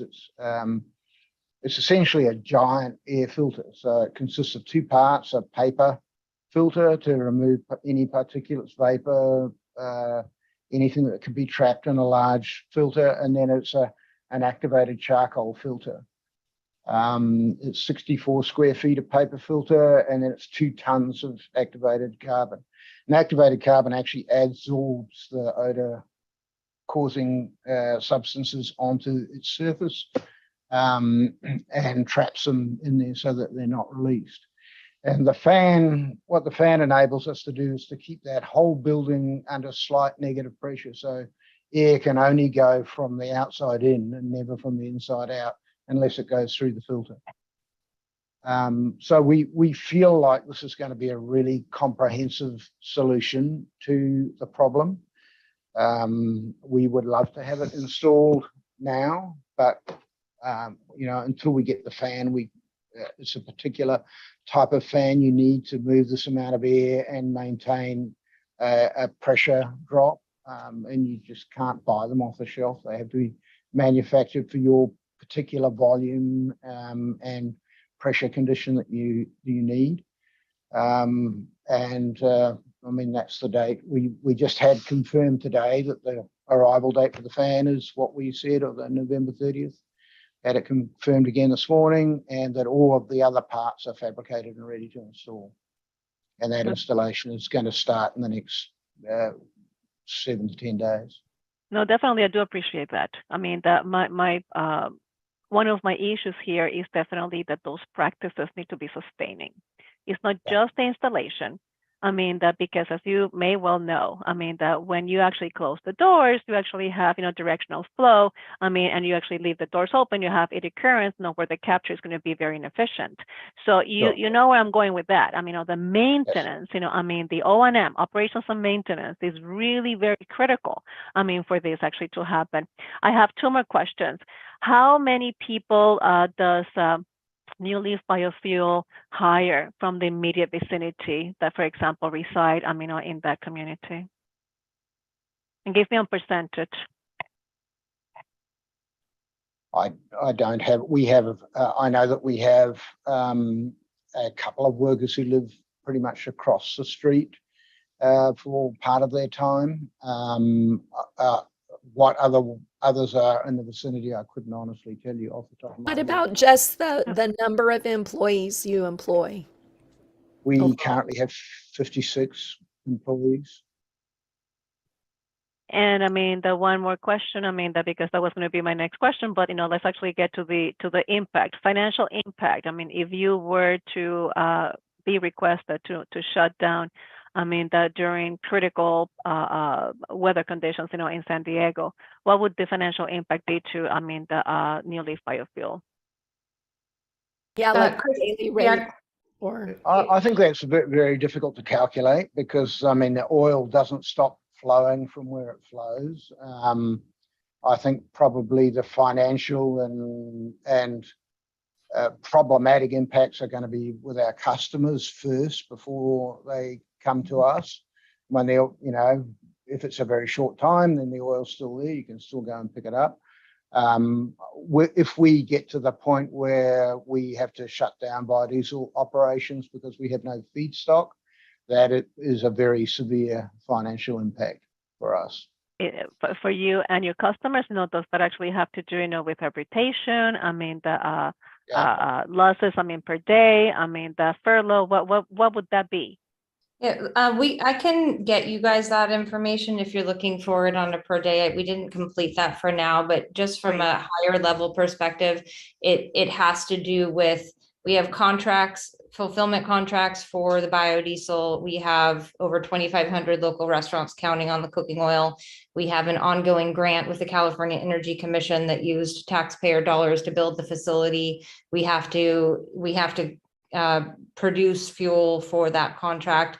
There's a lot of contractual implications, and certainly, we can't afford to pay employees to not work. And it would take a very, very long time to rehire because it's a very particular type of work. We have employees that, started off at entry level and over the years became very technical operators. That takes 18 months to train at least. And so shutting down would be a very severe financial impact for not only us, but the 56 people that we employ and the community around that, their families. Understood. I mean, that we're not talking about permanent. I mean, at least that is not my question. My question is, I mean, how do we eliminate the source? I mean, that for a temporary basis, I mean, if conditions actually merit that. Okay. So that was my question. I mean, in this case, I do appreciate it. I mean, I'm going to, leave the floor, I mean, to the other members of the board who would like to ask questions, please. So I guess I guess following up on that, I just want to understand your operations a little bit more. So, and I apologize, this is not how my voice normally sounds. I sound like I'm a smoker or something, but I'm not. Anyway, so the restaurants, you pick up the oil, the used cooking oil from them.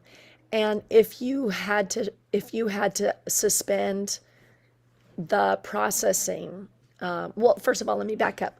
So does the processing happen 24 hours a day, 7 days a week? Or just when a cooking oil is coming in for delivery? So because it's a continuous process, we have to have feedstock in front of the biodiesel plant all the time, and we have to have oil being processed at south to replenish that feedstock or oil all the time. The rhythm of restaurant collection is a little bit different because the trucks go out. They tend to go out very early in the morning. Restaurants don't want collection trucks arriving at their busy times, and so there's a certain fixed rhythm for that. But we have very limited raw oil storage, and basically we need to be processing all the time. Our raw oil storage is probably about half a day of collection at the most. So if we don't process that, then we're stopped collecting pretty much straight away. And that's probably our first big problem for short-term stoppages. So a short-term stoppage longer than half a day is where you would really start feeling effects. Yeah. and I think that, I mean, just to maybe just look at the viability of that, I feel it would be disingenuous to say that stopping processing for half a day or any short period of time would necessarily result in an instantaneous shut-off of odor. I mean, if you wanted to clean everything out, wash everything down, have every tank empty and cold, yes, then you might have stopped the odor. But to say that inside our building odor disappeared the moment processing stopped, that would be a false piece of information. It doesn't happen like that. It would take probably a day to clean everything out and get it all so that it was completely smell free. Okay, so temporarily abating for half a day wouldn't be effective, you say, to deal with it. So it would be it would be a waste. So then, real quick, the other thing I was asking, you said you started at the company March of last year. You mean March 2021 or 2022? Last year, 2021, yeah. 2021, okay. And then you said the housekeeping procedures are pretty strong before this, and that you're increasing the frequency, intensity, and the record keeping in order. So do you think there's been, and you've already started that, increased frequency of inspections, increased intensity of inspections, increased record keeping of the leaks and spills, and all the cleanups, again, that's increased frequency of cleaning up the floors and stuff like that. Are you as a company, like your employees are working in there, are they noticing that that's improving the air quality even for them? Because I'm wondering how much is that going to help matters before the odor control system is updated with the giant fan and everything. I mean, to quantify that is difficult. Qualitatively, for me going in there, it is somewhat improved, but it's hard to distinguish between how much hot weather and all of these other things add to it. I mean, it's cooler now, and maybe that's part of it, but it's definitely somewhat improved. Okay. I mean, the smell inside is somewhat circumstantial. I mean, I'm just looking for, like, is it helping at all? I mean, you'd think it would help, but I'm just wondering about how that is going so far. And then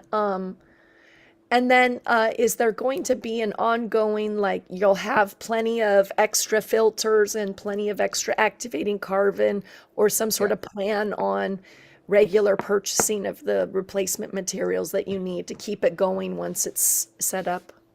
Yeah, so the permit conditions that we've been provided with by the APCD specify a number of different monitoring criteria to make sure the filter is working properly. And they include monitoring the pressure drop across the filter, which, looks at if it's getting clogged up, then it will reduce the flow of air, therefore you'll get a higher pressure drop. We also will be monitoring for a specific odor chemical, hydrogen sulfide, at the outlet of the filter. And if that's detected above a certain level, that's another trigger. And finally, we have just a time period just to be certain trigger. So if either of the pressure drop or the hydrogen sulfide triggers are met, then the carbon is changed. And if and I think the time interval is 11 months, but we may choose to do it at a shorter time interval, depending on the advice we get from the supplier. And the carbon doesn't go to waste; it just goes and gets regenerated, and then it comes back again. Well, not that particular lot maybe, but it gets reused. It's not a waste product. I think that's all my questions for now. Thank you. Thank you so very much, Vice Chair Schlick. I mean, Dr. Spencer, I mean, the Member Gonzalez, any questions? And I don't have any other. You broke up a little bit, Member Gonzalez. You said you don't have any questions? Correct. Yeah, no more questions. Thank you. Thank you so very much. I mean, Dr. Spencer. I believe Dr. Member Powers had his hand up. I don't know if he wanted to ask the question first before I go. Thank you. I mean, you know what? I do not see him in my view. My apologies to you, Bill. And thank you very much for that. Member Powers, would you like to go first? Thank you, Chair. One question. This might be for either Jennifer or Chris. So let's say, a draconian action was taken and you were shut down tomorrow. Where did the 25,000 gallons of waste oil go, if that happens, per day? We would scramble to see if we can figure out someone else to collect it for us and divert it somewhere outside of San Diego. There are not a lot of companies that do what we do in San Diego. There are some, and there's others in the Southern California area. I think it would be very challenging for our restaurant community. We are, one of the #1 providers in the region, and they like working with us because we are an environmental company. We help them with their sustainable practices. And telling them we're going to push them to somebody else could be very harmful for our reputation. But we would, as we've done for 15 years, trying to stay in business and be an important member of the community, we would scramble to try to figure something out. But I think it would be at a loss to our restaurant clients and a loss to our reputation as a service provider that I don't know if we could get back. So where did it go 16 years ago before you founded the company? A lot of the times it went into the trash or down the drain. If you've looked at, Fatberg news online before, this was a valuable commodity. It was something that the restaurants had to pay to get rid of. And they would put oil down the drain. It would clog the grease traps. It would clog the sewer lines. It would back up into the kitchens and create an environmental disaster. And it was expensive for the restaurants to deal with. So now they have a financial incentive to donate to us, and we provide them with a environmental and friendly service, and that's why they like doing business with us. The inspectors for the cities like doing business with us because we keep our tanks very clean. Our core values are at the very top of taking care of the environment. So the restaurants know that if we're working with them, they're not going to have a messy alleyway full of oil spills. We are out there taking care of the environment, whether it's on our facility or on theirs. Thank you. One final question is, I did see your law firm did submit a 2-page summary chronology of what actions you had taken in dealing with this odor issue. Were you informed that it would be helpful for the board to do a PowerPoint presentation to the board at this hearing? I don't believe I was told to do a PowerPoint presentation. If I missed that, I apologize. I'm not sure you were told. I was just asking if anyone had informed you that it would be helpful to the board to give a PowerPoint presentation. No, I did not hear that. Thank you. It's certainly not required. It can be helpful though, and we just we always want, since the Schlick, I'm losing you on the volume. It's okay. It's just no, that's okay. We're having definitely technical issues, but yeah, I definitely emphasize, it is definitely not required, but also very helpful. So thanks actually for bringing that up, So Dr. Spencer. Yeah, so first of all, thank you very much for the presentation. It's refreshing to hear that you want to be a good corporate citizen and do good for our community, and that you've been doing that for the past decade and a half. My question has more to go to, we talked about a pause on operations, what the impact would be on your company. What about a substantial reduction? What would it do to say, cut back to 25 to 50% of capacity. And I'm going to ask for a specific case example. In the early days of the COVID-19 pandemic, when everything was shut down and there wasn't a lot going on and the restaurants weren't doing very much, what was the impact on your company? And I'm asking that to understand what the impact of significantly restricting your operations would be. Well, financially, COVID-19 was terrible for us, as it was for a lot of companies. We were not able to recycle cooking oil, and the supply chain issues affected our ability to make manufacturing improvements. It was really hard to sell fuel at that time. The fuel prices plummeted with the economy. That was an absolute devastating and almost unrecoverable time for our company. We are still building ourselves back up from that. It took us almost 18 months to staff our company post-COVID. And that's where we are today. We were down to less than 25 employees during that time because it was just that hard. And I'll let Chris answer the question. I think he touched on it, that doing a reduction doesn't really change the smell because we're still needing to process that cooking oil. But go ahead and answer that part of it again, Chris. Yeah, so your question, Member Spencer, was a little bit different from the previous one. I mean, inside that building, it's saturated for odor. You know, when we're processing and when we're processing a little or processing a lot, it's still a similar saturation of odor. So I feel like, you know, if you cut production in half, you may not even notice any difference at all.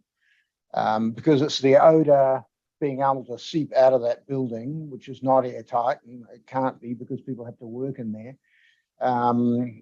that is causing the problem. And if the odor's in there, then it's still going to seep out, whether it comes from twice as much or quarter as much. Okay, thank you. That's the end of my question. Thank you so very much. I mean, that's so at this point in time, I would like, to hear from the members of the public. I mean, so each one of you will definitely have 2 minutes not to address the board members. Now, before we enter, into an internal discussion, I mean, about the stipulated order of abatement and definitely the motions. So make sure that you self-regulate, and I am going to be passing this on to Madam Clerk as well, for a last reminder about, the rules, I mean, for addressing the board members. So, Madam Clerk, please go ahead. Thank you, Chair Rodriguez. We have approximately 13 requests to speak under petition 4527. I will be sharing the instructions at this time.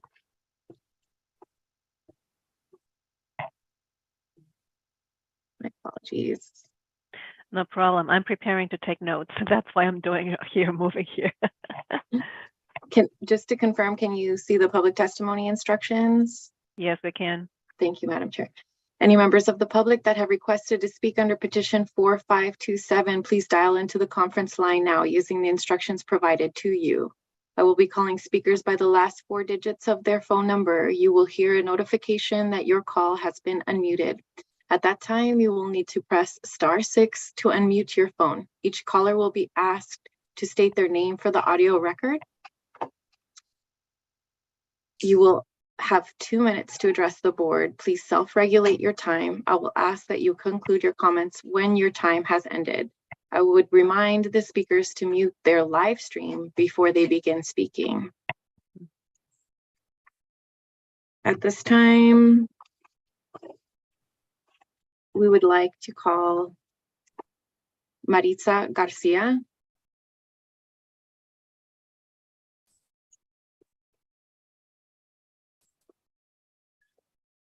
Ms. Garcia, when you are ready to begin, please start your testimony.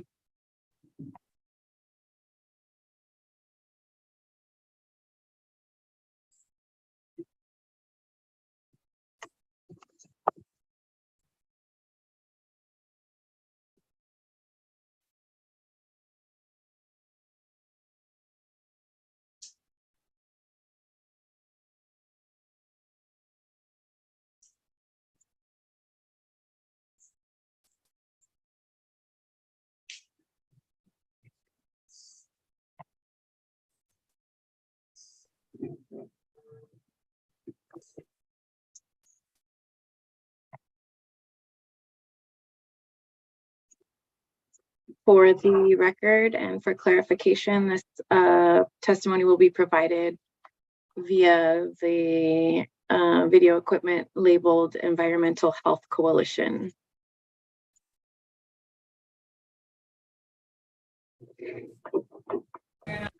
Can you hear us? Can.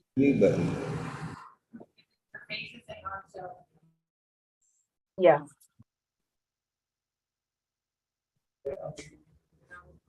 Okay, I think we're good. Can you hear us? Yes, we can, although your video is not viewable. We good now? Yeah. All right. Thank you. Sorry about that. So hello, my name is Maritza Garcia. I'm a promotora with the Environmental Health Coalition, a member of the AB 617 Steering Committee, and most importantly, a second-generation Logan Heights resident. Our community members have been tortured for years with the nauseating smells New Leaf's operations are producing. Residents who live close by must keep their windows shut, no matter the climate, to lessen the smells in their homes. Our neighbors avoid going close because it's not worth the headache. We're constantly having to change our lifestyle to accommodate to this company, and enough is enough. During the Barrio Logan Planning Group meeting, New Leaf tried to get exemptions, claiming they were benefiting our community, yet refused to acknowledge the fatal damages that they're bringing to us. Even now, you just said that the mission is to bring positive impact for the world, but at what, our own expense? How is that beneficial? This is why immediate action is needed to stop this horrendous smell from continuing to attack our community. New Leaf has accumulated numerous citations in a year span without even an attempt to improve their impact, a clear sign that their true intentions are profit over people. Again, even now, most of the things you are saying is that you're going to be losing your own financial gain. We're losing our health over this. I'm tired of getting the short end of the stick. I'm tired of having to continuously plead for a better quality of life. I'm a new mother, and I don't want my daughter to deal with these same issues because the people in power don't value our lives enough to make the proper changes. Please approve the abatement order with the revision of stopping operations until the odor filtration system is installed. Our community shouldn't have to wait until December 9th to feel relief. We deserve clean air, and we deserve it now. Thank you. Thank you so very much. Thank you, Ms. Garcia. Next speaker, Brenda Menchaca.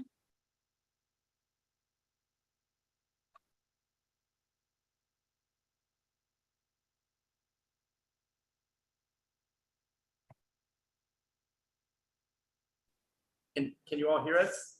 Yes, we can. Okay. Hello. My name is Brenda Menchaca, and I am a resident of Barrio Logan for actually 3 months now.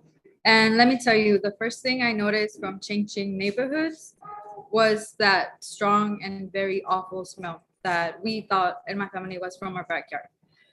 Thanks to the members of the EHC coalition spreading out the word, I now know that what the problem is, and the problem is the New Leaf.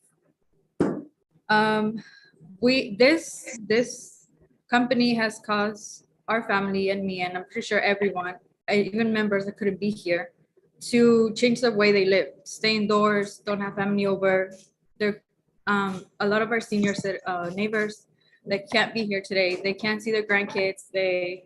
Their health is worsening due to this. It might not be toxic, but it's really affecting them. We want solutions, and we want it now. Like Maritza said, we can't wait any more longer. Even me, like I said, even those 3 months, it's not worth it. We're inside. The heat wave makes everything worse. Like, we don't want to have to deal with this any longer. We want the board to approve the abatement order, in addition to pause and cease the operations until the New Leaf company has put these solutions that they claim are gonna work. We don't want to wait. We want to do it we're here for the people that can be here. Like I said, our senior citizens, our senior neighbors. We want them to be able to enjoy their backyard and have along the time with their family. Thank you. Thank you. Nice. Thank you, Ms. Menchaca. Our next speaker will be Lindsay Nguyen.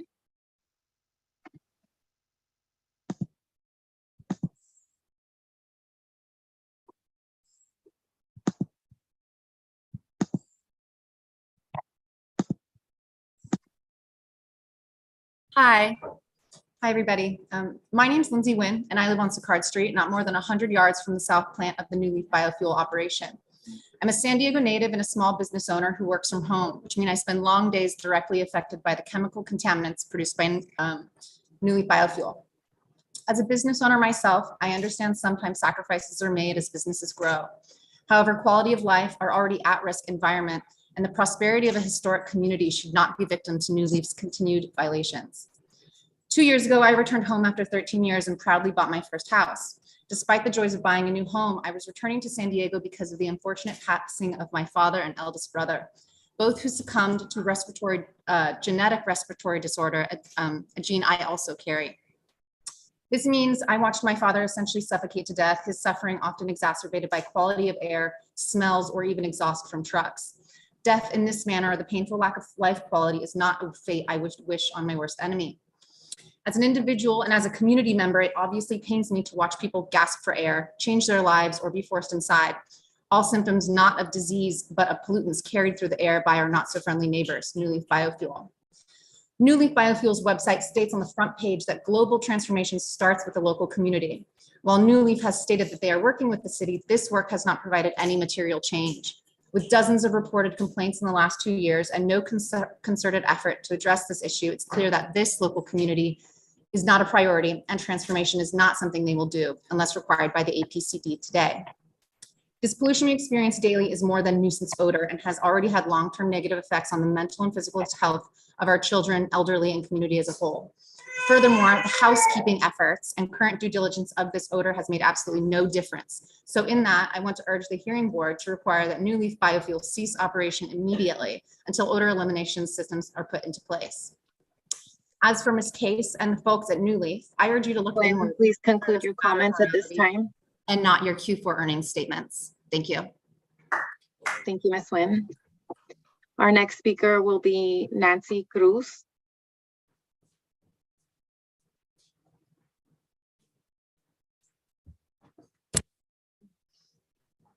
Hello, good morning. My name is Nancy Cruz, and I would like to thank the APCD staff for their work. The presentation by Staff Mahoney adequately reflected the compounded issues we face. I'm a Logan resident and an organizer with Environmental Health Coalition. We have spoken with over 60 residents who directly live within the 2-block radius. To members' powers questions, seniors first came to us asking us for support.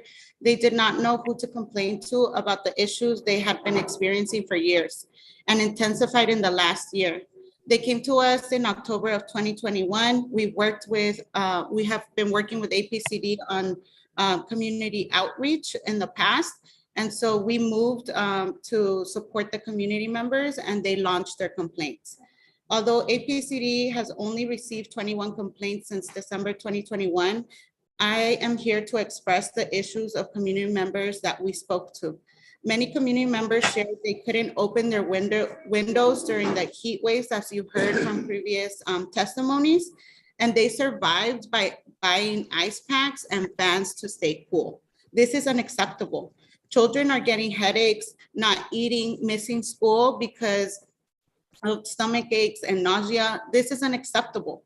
We cannot endure another day of putrid odors. New Leaf is not a good neighbor. They continue to try to bypass the wishes of the community. In their press release, they blame APCD's permit process for the delays in installing their air filtration system. And we know that the only reason why they're doing this action now is because APCD is requiring them and because of the outcry of the community. Member Spencer spoke about respiratory issues and us being in the flu season now. We ask that the order that you order to conclude your comments at this time. Air unbreathable immediately. Thank you. Thank you. Our next speaker will be Peter Colon. Set this thing up over there. Can you hear me? Yes, sir. My name is Peter Colon. I'm one of the senior citizens that live here in the community. I live directly across the street from New Leaf Biofuel. And it's unfortunate that it takes what it's taking to address this issue. It's the issue of health and welfare. I suffer from cardiovascular disease, and this situation is certainly not helping that. I have shortness of breath at times, nausea, and I live, like I said, directly across from this place, which puts me directly in the intensity zone. Now, I normally do a lot of gardening out in the yard. I haven't been able to do that this year, nor as much last year, because of the odor. When I get up in the morning, I look at my air monitor, and outside it says it's polluted every morning. And in the evenings, I see they put these flaps up across the street here on this one building. And I don't think that's doing any good, because when I walk my dog past there, I still smell the crap. I've had to put in I got an air filter and a monitor. I feel like New Leaf should, if they're not going to shut down, they need to do more to help the community deal with this situation, like providing air conditioners and a stipend for electricity, something of that nature. I think that's more proactive than waiting months and months and months for a fan that's probably never going to show up anyway. It's worse in the morning, and it gets worse and in the evenings. During the middle of the day, it's bad, but not as bad. I think that there should be your presentation that you're focused on your money you're making, your money you're not making. The focus should be on the people in the community that are suffering. Mr. Colon, please conclude your comments at this time. Thank you. Thank you. Thank you. Our next speaker will be Nicholas Paul. Yeah.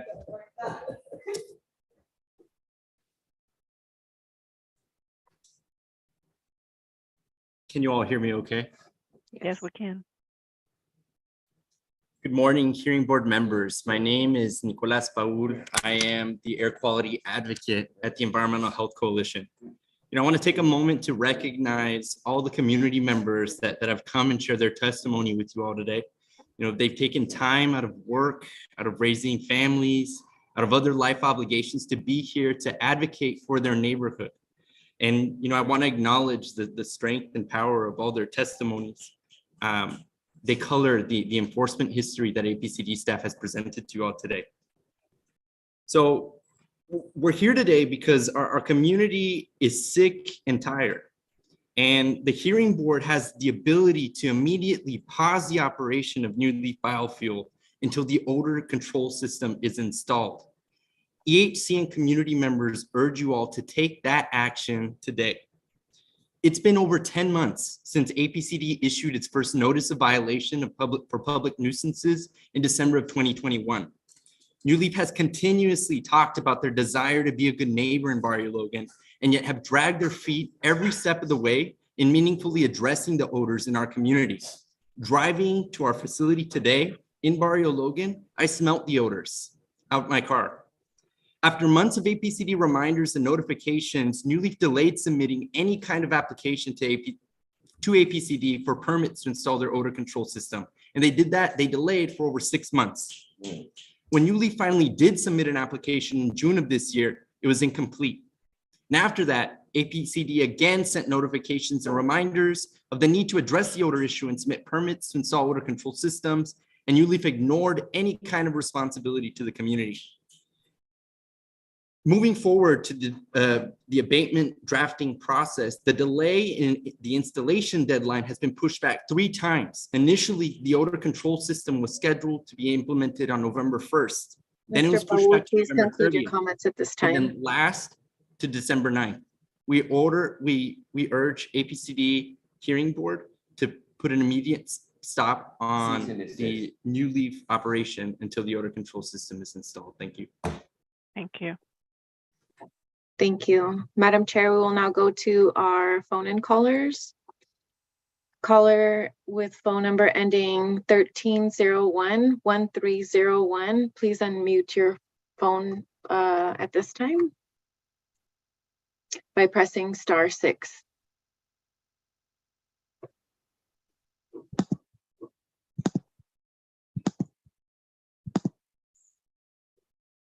Caller 1301, you are now unmuted. Please state your name for the record.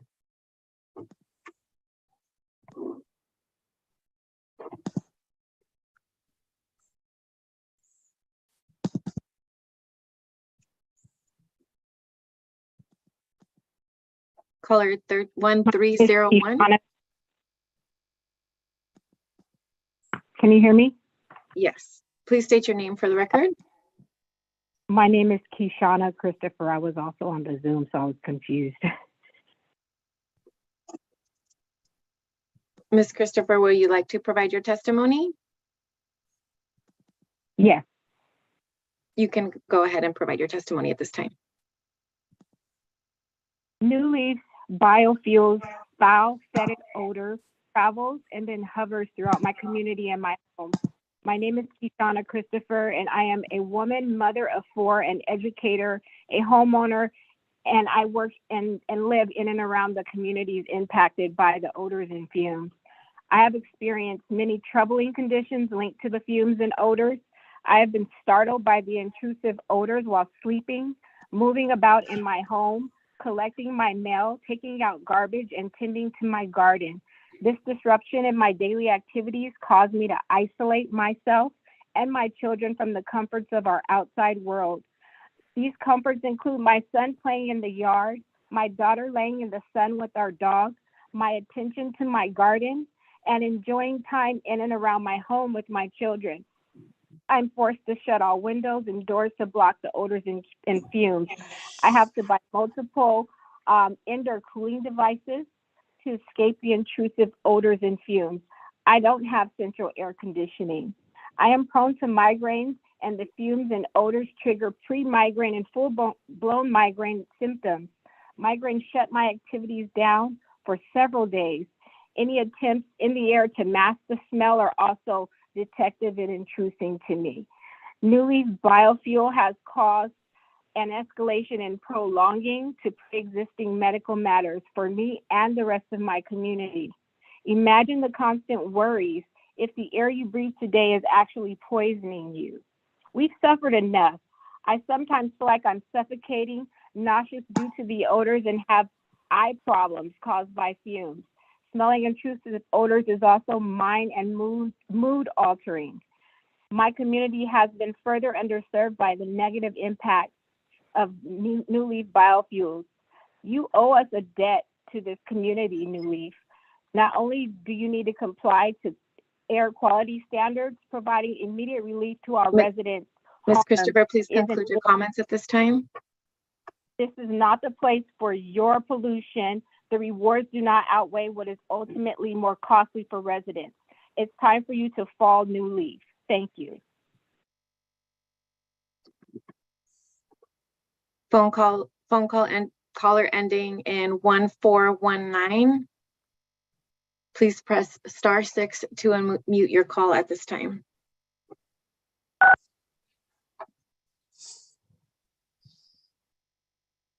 *1419, please state your name for the audio record.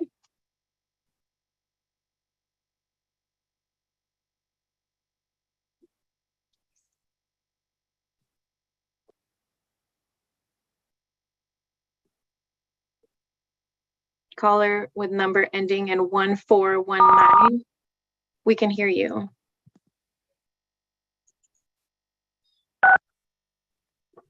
Caller 1419, we can hear you.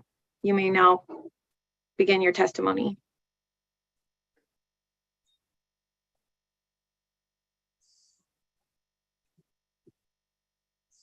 I'll come back to caller 1419.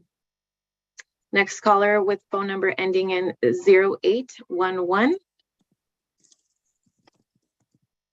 Please press *6 to unmute your phone at this time. Hi, yes, can you hear me?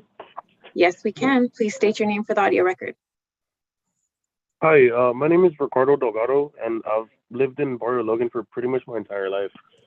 I'm just calling in to support New Leaf Biofuel because I understand what they're doing in creating biodiesel to be able to reduce pollution that diesel trucks and all heavy machinery use and basically pollute the area.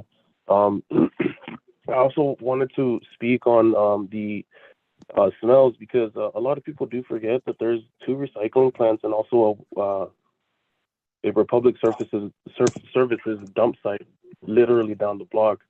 I don't believe New Leaf Biofuel is the ones that's harming the residents of the neighborhood because they are recycling used cooking oil and turning it into biodiesel to reduce pollutions that diesel that's based on coal produces for the environment.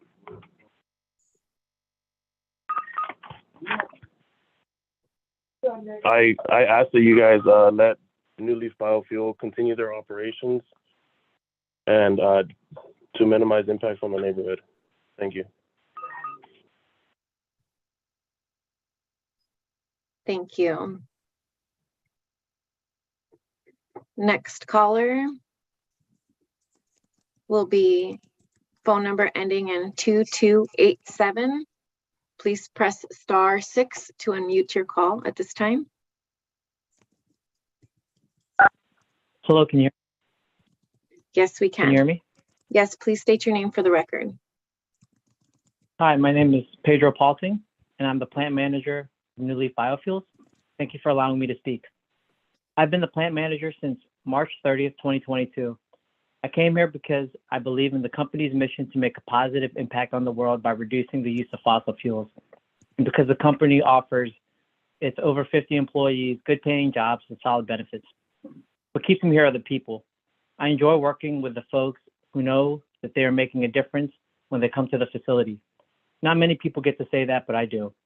I get to improve my neighborhood and my environment by working to help process the used cooking oil we receive from restaurants all over San Diego into fuel that reduces greenhouse gas emissions by over 80%. As a manager of this company, I can tell you that the owners and the management team really care about the community. They took the neighbors' complaints very seriously and immediately began working to make sure our facilities will not emit unpleasant odors. We are all glad to now have the authority to construct a system which we will ensure that New Leaf can continue to be a valued partner in our community. I wouldn't work for them if I didn't believe this was core to the company's values and missions. Thank you again for the opportunity to give you my perspective as a New Leaf Biofuel team member. I appreciate the work that you and my company have done to get us here and how we're moving forward. Thank you. Thank you. Next caller, number ending in 3871. Please press *6 to unmute your phone at this time.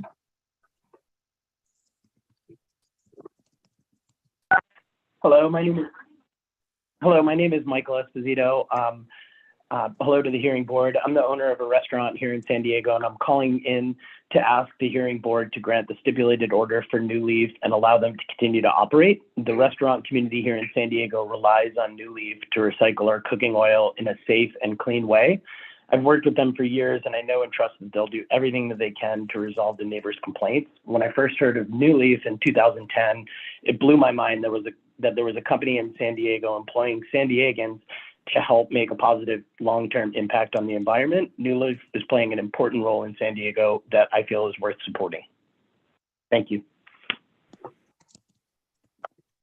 Thank you.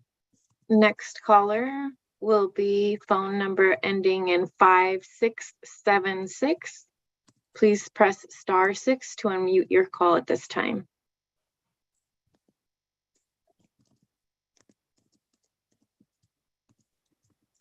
Number ending in 5676. Please press *6 to unmute your call at this time. Okay, I would like to do. Please state your name for the record. Okay, my name is Noel Sanchez, and I would like to speak in or say what I want to say in Spanish first. Go ahead. Okay. Pues muchas gracias por permitirme hablar. Mi nombre es Noel Sánchez. soy un residente del barrio Logan. Vivo cruzando la calle de la compañía. También soy un empleado de New Leaf Biofuel desde agosto del 2018. Yo vine a trabajar a esta compañía y como un operador del proceso. Ahora soy un operador líder de la compañía y estoy bien orgulloso de trabajar por una compañía a la cual le importa mucho el medio ambiente. El diésel que nosotros hacemos es 80% más limpio que el diésel de petróleo y esto significa que es menos cáncer, menos asma para la gente que vive en un área que tiene mucho tráfico. Aprecio mucho el beneficio que esta compañía trae a mi familia porque a través del salario que recibo puedo cuidar de mi familia. Y yo solo quiero decir de que todos aquí en New Leaf estamos trabajando para deshacer este impacto negativo en cuanto a los olores a la comunidad. Y estamos haciendo un trabajo muy arduo para tratar de que todo esté limpio y se arregle esta situación muy pronto. Estoy muy orgulloso de vivir aquí en Barrio Logan y de ser también parte de la familia de New Leaf. I will now do it in English. My name is Noel Sanchez. I want to thank you all for allowing me to speak. Caller, if you could I am please a conclude resident your of Barrio. comment at this time.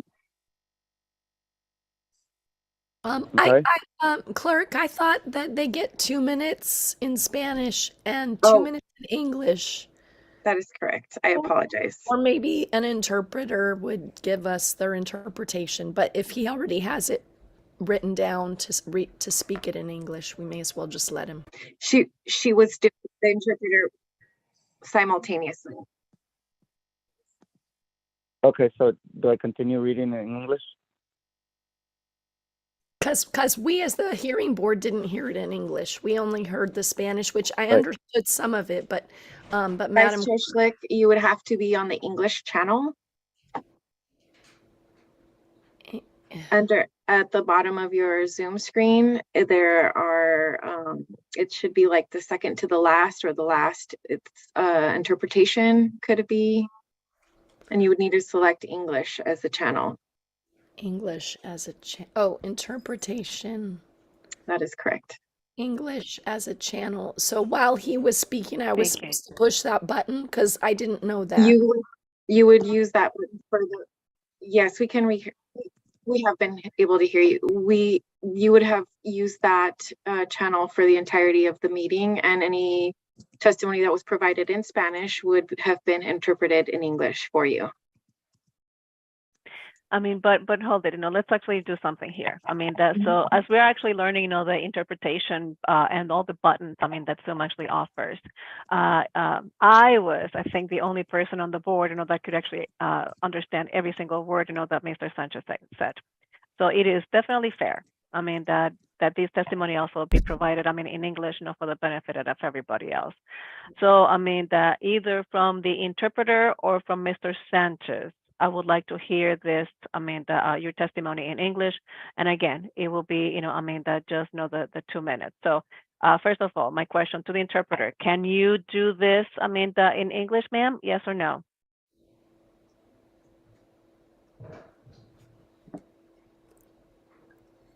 I don't hear that, so Mr. Sanchez? Yes, I can provide that in English. Okay, so please to provide that in English, okay? So, and then, I mean, again, you only have, 2 minutes. Thank you, sir. Okay. So my name is Noel Sanchez. I want to thank you for allowing me to speak. I am a resident of Barrio Logan and an employee at New Leaf since 2018 of August, or August of 2018. I was hired at the company as an operator, process operator, and I am now a lead operator at the company. I am really proud to work for this company as it cares so much for the environment. our biodiesel that we make is 80% cleaner than the petroleum diesel, which means that it's a lot less cancer and less asthma for the people that live near a high traffic area like we do. I also appreciate the pay and benefits that this company provides for me and my family, as it allows me to care for my family. I just want everybody to know that everybody at New Leaf is working hard to avoid any negative impact in the community.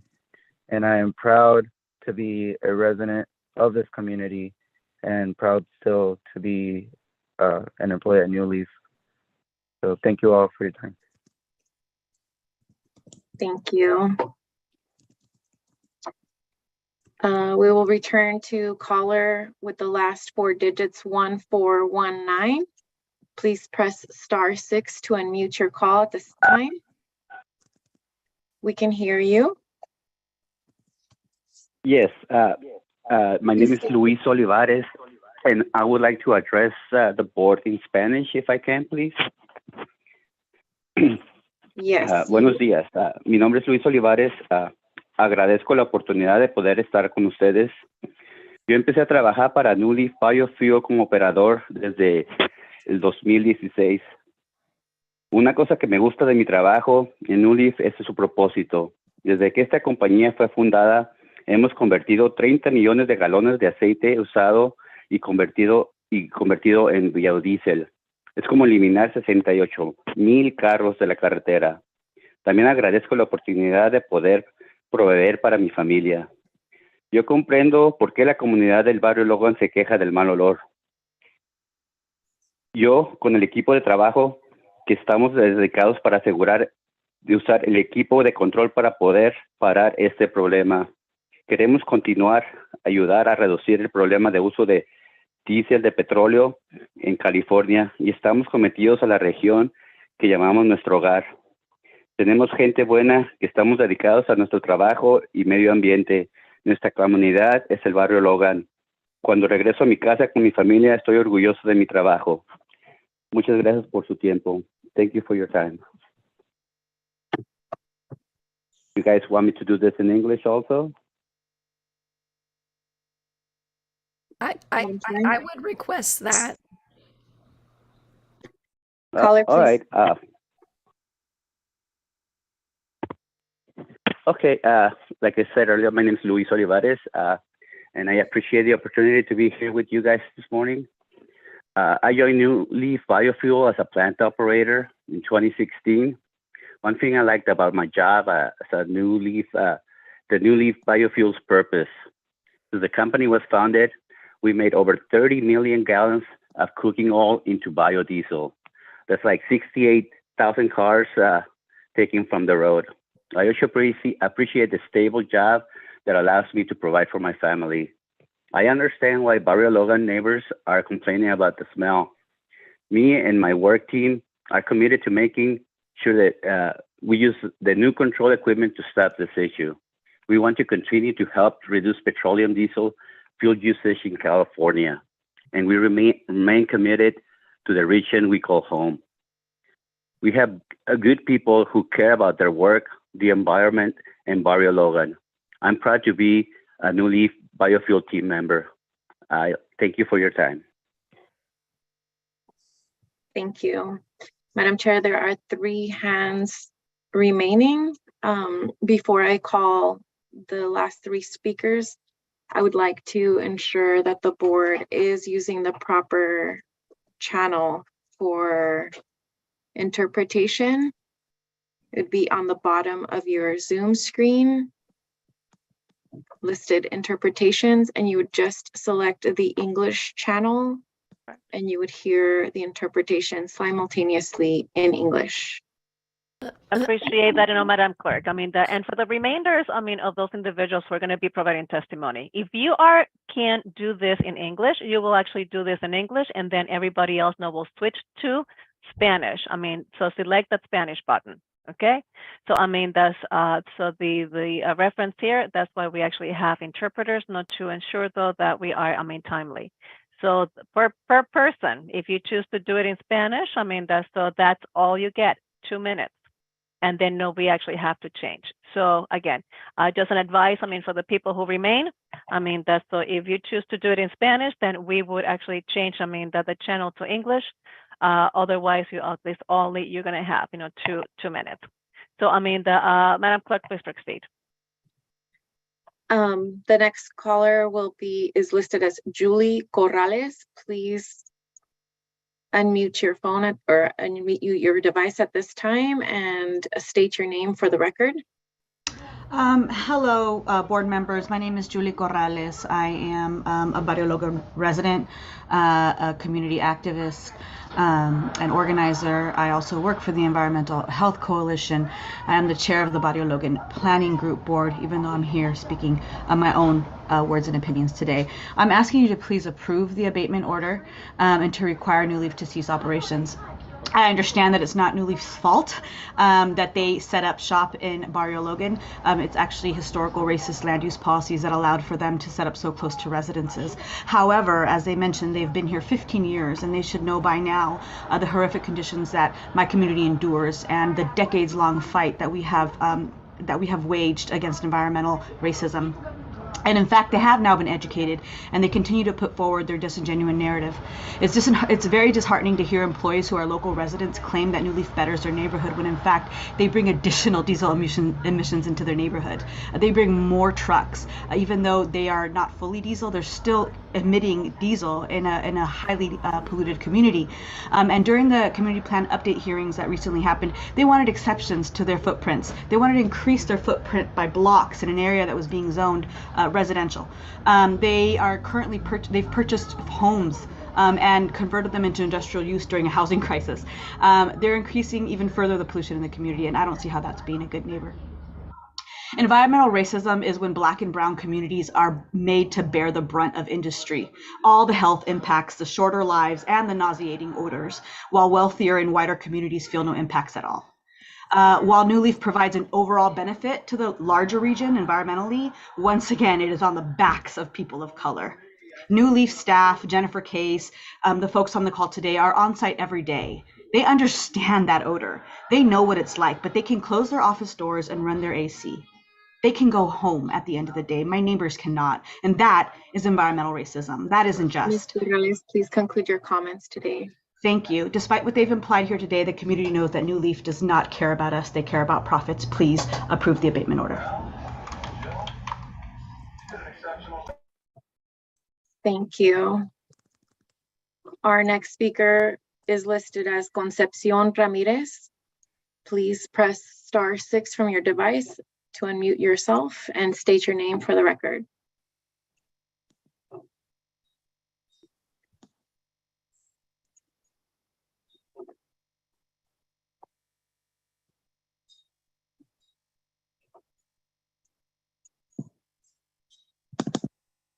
Concepcion Ramirez, please press *6 to unmute yourself and state your name for the record.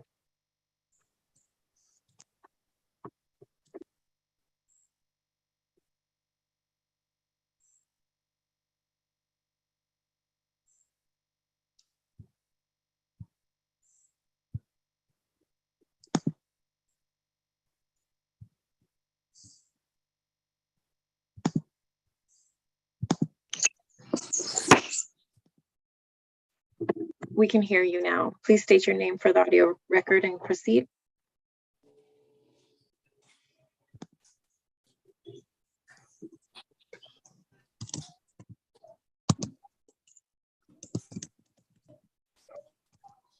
We cannot hear yet.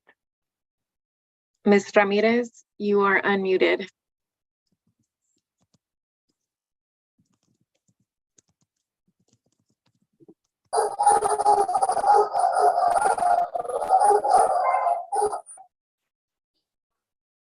Ms. Ramirez, we can hear you.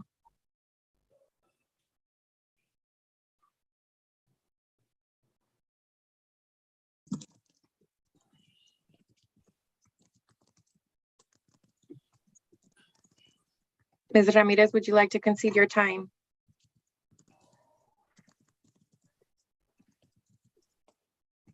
Madam Chair, Ms. Ramirez is unresponsive. I mean, that's so, is there anybody else, I mean, online or waiting in queue? I would like to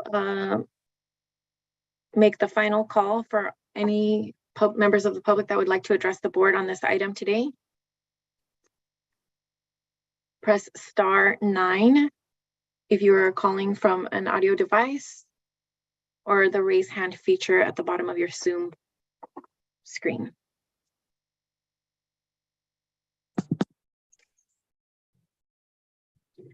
Madam Chair, it appears that we have no further members of the public requesting to address the board today.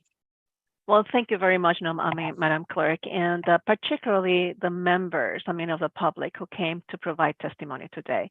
It is always really very strong, and it gives us definitely an idea, of the conditions in which you are definitely sustaining and collaborating actually with your neighbors, in this area. So I would definitely like, to close, the meeting right now, the public part of it, so that we as board members, can definitely deliberate and move forward, with, the hearing, and hopefully close it today. Perfect. So this portion, that just for the benefit of everybody, is pretty much, this, the hearing board members, deliberating on the evidence that has been presented and the testimony also that has been presented today. That to come to a decision-making process, that is balanced, is as far as we can actually see, is fair, that takes into in account, the nature of the violations, the burden of immediate compliance, on the source, the diligence or maybe lack thereof, that has characterized the operations, and the actual air pollution effects, that to the community. And I know that these parameters are really very difficult, to assess, because there's also, some subjectivity that comes into that. But certainly we will be, as objective, as fair as we can possibly be, in definitely exercising this decision today. So, I would like, to ask, in this case, Bill, as an expert engineer, certainly, to have actually worked, as a consultant, in your years back, in this type of element, do you believe, that the timeline that has been proposed, in the stipulated of the amendment is reasonable, to accomplish? Yes. In listening to the back and forth today, it seems like everything at this point is centered on the fan and delays in getting the fan. We're talking about shutting them down, taking one road, we shut them down immediately. Taking another road, they have their system online in 6 weeks. And my sense listening to this is that this fan issue is legitimate, and that they should put the fan in and start the system up, and we should evaluate it. As far as their procedures, this management plan, it will be interesting to see how it functions. It seems to me to be quite rigorous, but I can just say flat out, I'm not going to support a shutdown of this facility when their system is going to be online in 6 weeks. No, thank you. Thank you. Definitely. Your expertise, engineer, and you and I have worked on this type of deals, for many, many years. It's much valuable, here. I definitely, concur with you at this point in time. But even though it seems as though that operations and maintenance plan seems to be rigorous, I honestly do not have verification that that would be sustaining. And that's where I'm actually a little bit stuck, on this one. Certainly, we could, when they get back, to the hearing board, we can, hear some other elements. Right now, we need to ensure that they are in compliance.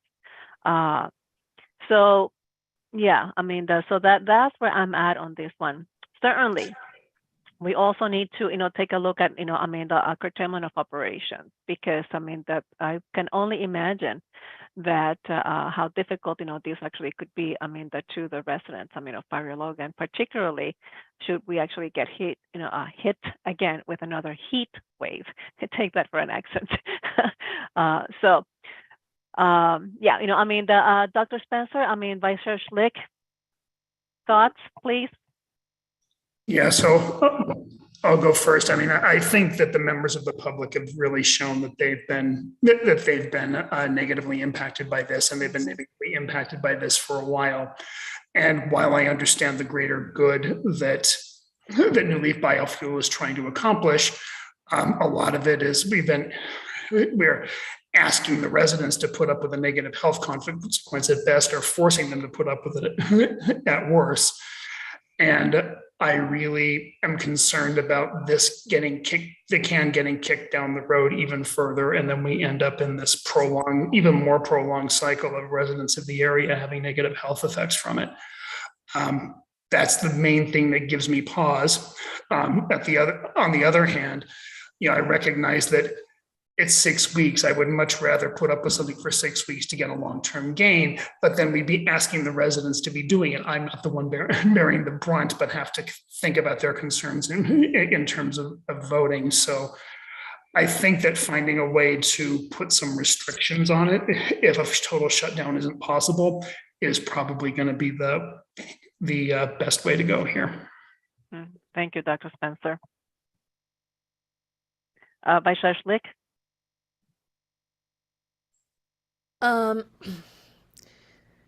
So, I know that some members of the public had stated different ones at different times. For instance, Michael Colon had mentioned, why are people so worried about the profits and the money loss? Where's my notes? And as a few other people accused the company of valuing profits over people and over the community. I know the reason we were asking about those matters is because if we shut a business down and there's no actual benefit, there's no actual corresponding benefit or improvement, then it's, I believe it's called an unlawful taking of property without just compensation, for which the company, could have a claim against the government. So, and I'm the vice chair, but I'm also an attorney member of the board, because the board is made up of health professional, engineering professional, layperson, citizen, and an attorney member, at least that combination, so that we get perspectives from both the public health, the engineering aspect, a layperson's aspect, and a little bit of the legal aspect. So it's not that we, as members of the hearing board, are asking these questions about the employees and the effect on the business because we particularly value one thing or another, but it's part of the legal standard that we have to evaluate and ask ourselves. And it seems like, while I was hoping in my preparation for this meeting to be able to suggest perhaps a creative solution of scaling, like member Spencer, Dr. Spencer had mentioned scaling back operations. I had mentioned temporary shutdowns if the actual weather in the community, if we're under a community heat wave and the actual temperature there is greater than would be bearable. It sounds like the residents have been surviving through their wits and old-fashioned, like swamp cooler making by taking ice and fans to be able to survive those heat waves. And so I really don't want to see anyone dying from being shut in because of the odors in the community. One of the speakers, one of the close to the last speakers, Julie Corrales, I think she identified herself as from the Barrio Logan Planning Board. And she said that, well, on the one hand, it's not New Leaf's fault that they're able to be located so close to these residents because the zoning that allows them to be there is, and the reason why these residents live here is partly from the history of environmental racism, and that the vulnerable communities of color that live there, maybe they couldn't live anywhere else. But having been there for 15 years, I mean, biodiesel is your stick, is your shtick. That's your business. And biodiesel, it's there are these odor products specifically for this industry to deal with odor. I'm just wondering why it's not something that maybe just was from the get-go. Now, I do hear about the COVID shutdowns, the impacts. You did say it impacted updating machinery. It impacted the growth and your employees, you lost a lot. You had to rebuild all that. So, I'm going to shave off a few years at least off the 15 years you've been in business. But I would just expect, if you're caring about a community and you're setting up shop in a community that is close to residents, and if you've been to their community meetings and they've told you their concerns in the past, that maybe an odor solution for these things might have been maybe part of your business model and not a response to at least a whole year of documented complaints. But where does that leave us, and what do we do right now? Because it sounded like when we asked New Leaf, BioLeaf Fuels, about half day, full day shutdowns during a heat wave. Now, these heat waves tend to be, when we get hit with one, it's not half a day. It's several days and longer, and each year it's getting worse. Now we're only talking about hopefully the next 6 weeks, and that the odor reduction system, ORS, I think is what Mary Mahoney abbreviated it to. Once that's up and running, and with the maintenance and the changing of the filters and the carbon and things like that, hopefully this is something that next summer, when the real heat waves are going to be here, or the spring to early fall perhaps, that the residents could look forward to that not being an issue next time. But I'm just wondering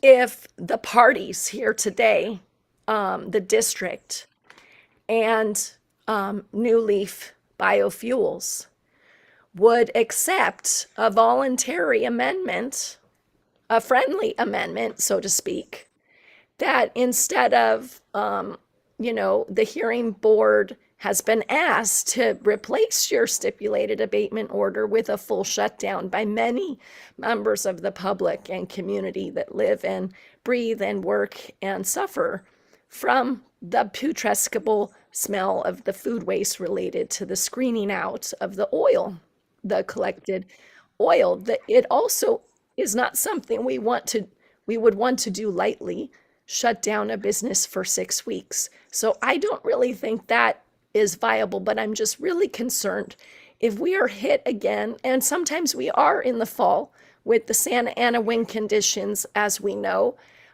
can result in the flow of air coming from the desert and it reverses the typical marine layer cooling that we have, And the coastal areas, including portside communities like Barrio Logan, can be, surprisingly hit within a number of hours, but certainly for a few days with those extreme coastal high temperatures and those coastal heat warnings. I would very much like to ask the district and New Leaf Biofuels to consider a friendly amendment that they would agree if we are hit with such a heat wave warning, that they would just cease their operations during the duration of such a heat wave. Only because those seniors, they don't have any choice. They don't have anywhere to go. They don't have air conditioning. And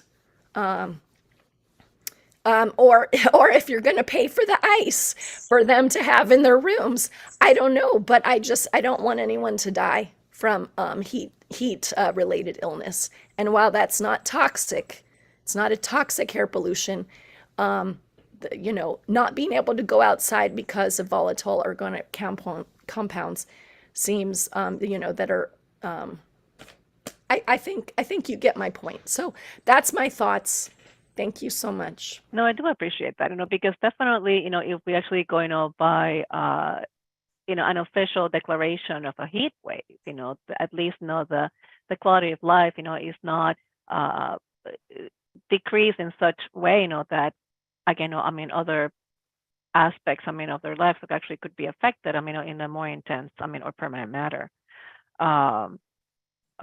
Certainly appreciate, your feedback, Vice Chair Schlick.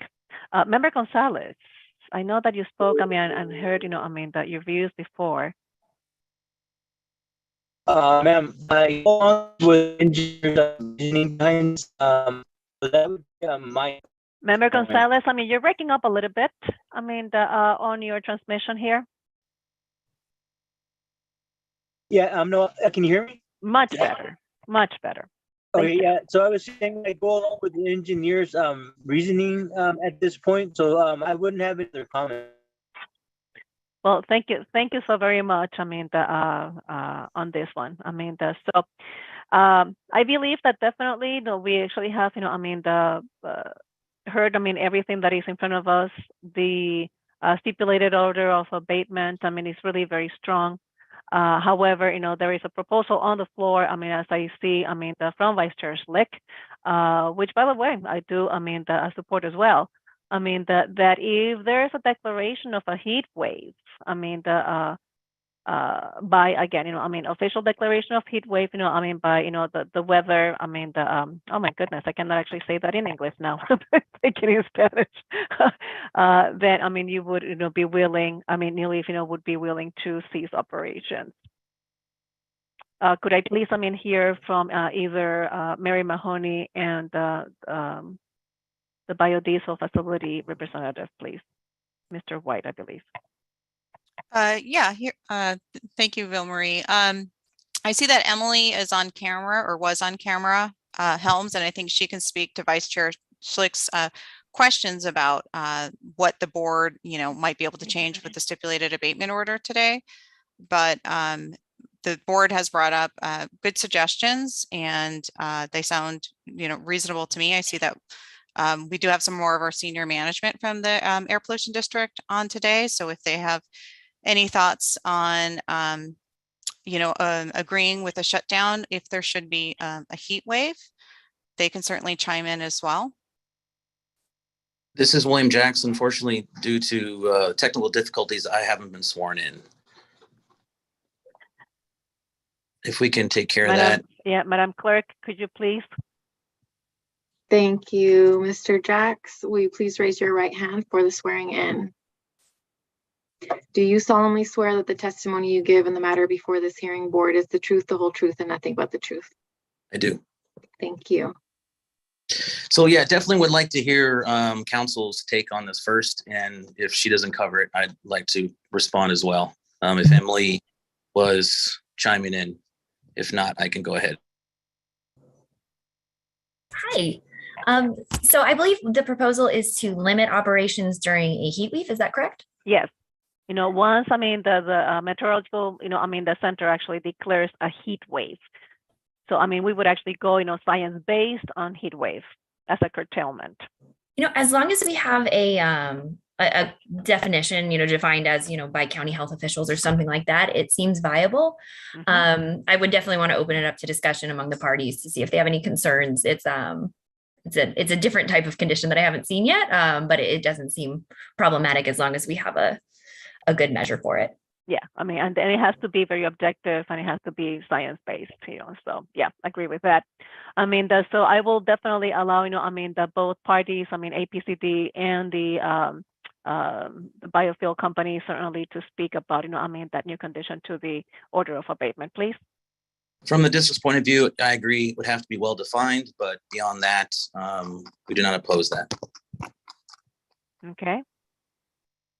Yeah, from Newly's perspective, we would, certainly need to see what this proposed order would entail from a science approach, and then also how much notice we would be given. As we've, said earlier, we have contracts to both purchase chemicals and sell products, and those are binding contracts.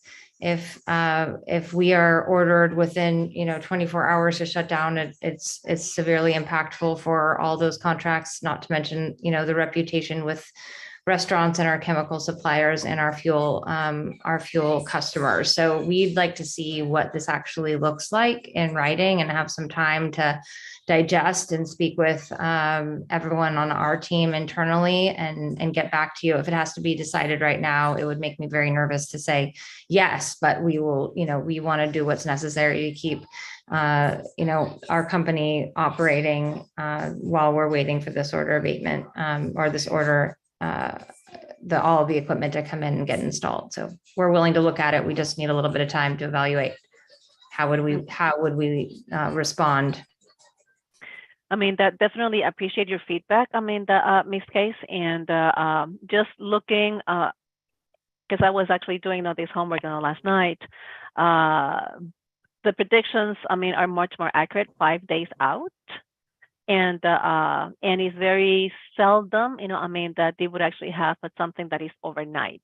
However, this requires monitoring, by everybody. But this is something that we can get, the meteorological, local weather forecast. The 5 days out is pretty, addressed. It is completely available, on the, I guess, on any search engine. So we can certainly, do something like that. So, but I definitely hear you, on that element. Vice Chair Slick, I think, you have a comment. I would think it could also, it could kind of go along with how when we have heat waves and the state gives warnings that there may be a flex alert coming, it could track that same kind of warning system to give you a heads up that it might be getting to a shutdown point. It wouldn't just be like, oh, today it's going to be 100 degrees for 1 hour and then we're fine.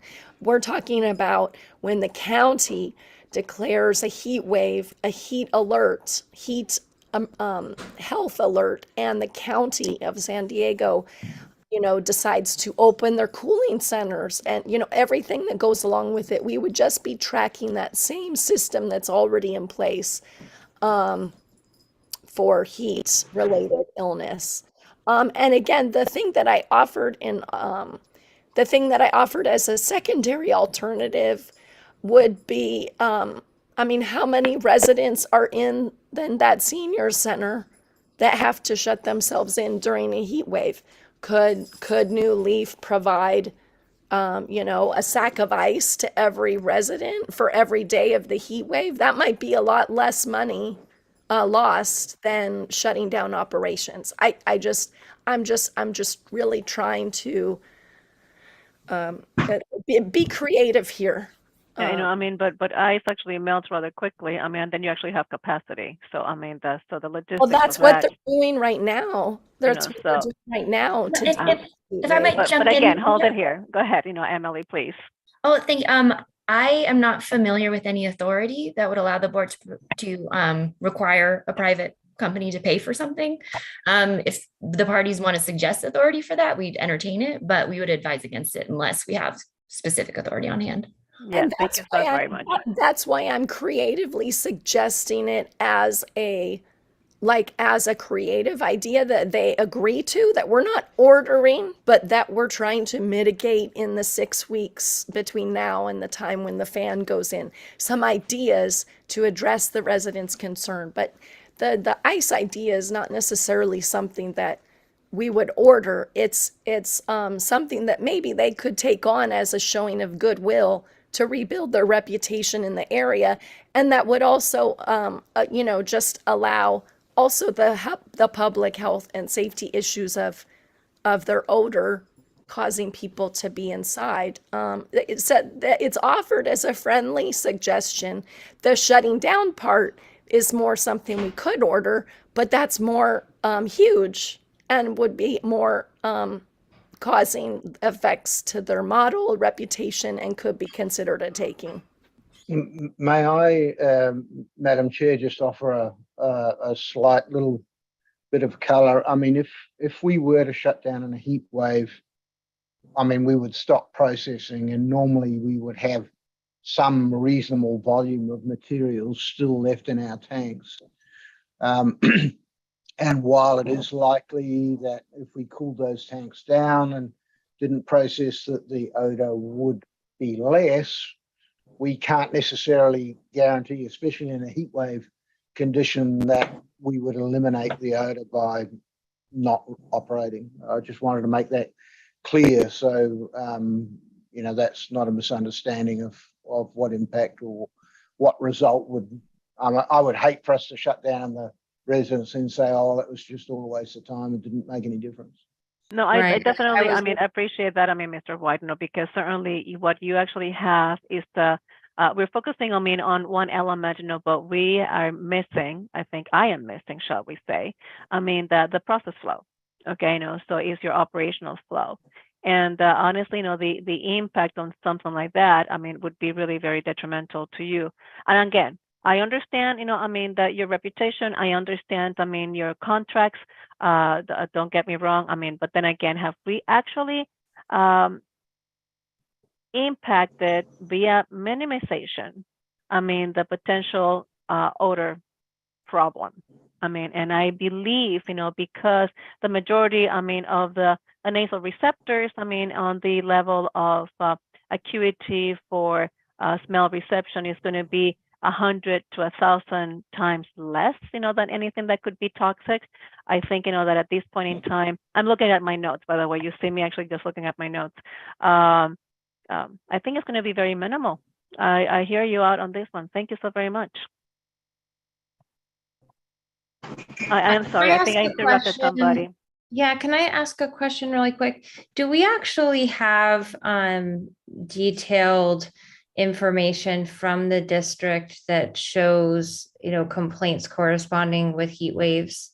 I would like to see that to, further evaluate, what, a heat wave means and what days, if there was a heat wave on one day, is it 2 days later that there's a worse smell, or is it on that day? I would love to see that information as we're evaluating whether there's anything we can do on this proposal. And then, the second thing, regarding ICE, we're definitely happy to work with the district and figure out what we can do in that respect. I would be concerned with our ability to, within a short amount of time, even if we knew 5 days in advance, what we would do for those restaurants who are counting on the cooking oil to be collected.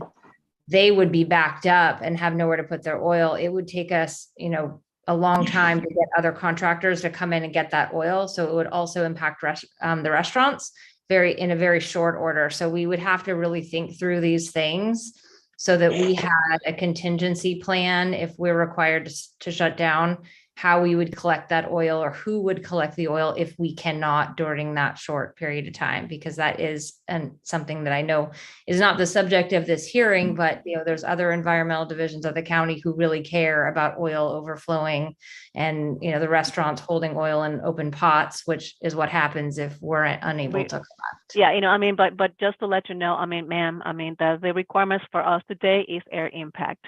Even though, we are definitely understanding, what the domino effect that could be, for other agencies, definitely we cannot do that overreach. Okay, so that will be up to you. So, but trust me, I am very cognizant and very, sympathize, with that, because that is but hold it here.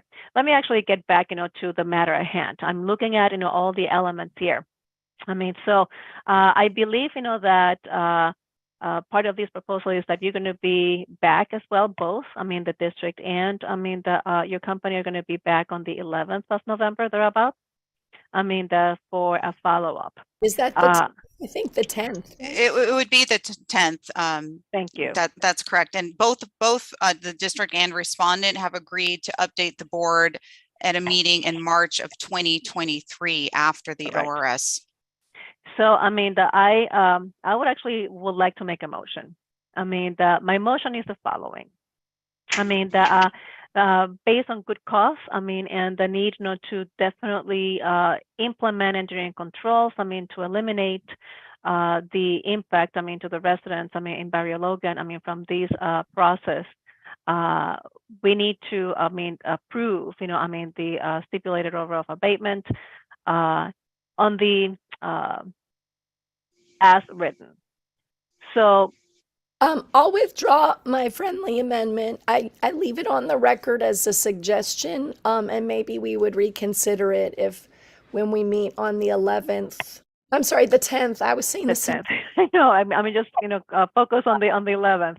Maybe we would consider it based on the status update we get that day, or maybe if they want to consider agreeing amongst themselves, the district and New Leaf, to any of my suggestions, so be it. But for now, so we can just get something going, I withdraw my amendment. Thank you. So that's my motion. Again, approval of the stipulated of amendment that's actually presented and negotiated by both parties, herein. So that is my motion. So can I actually get a second?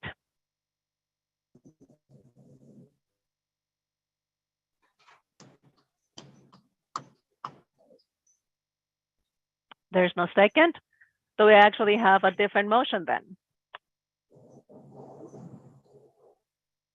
Chair Rodriguez, I apologize. I know you're. May I chime in real quick?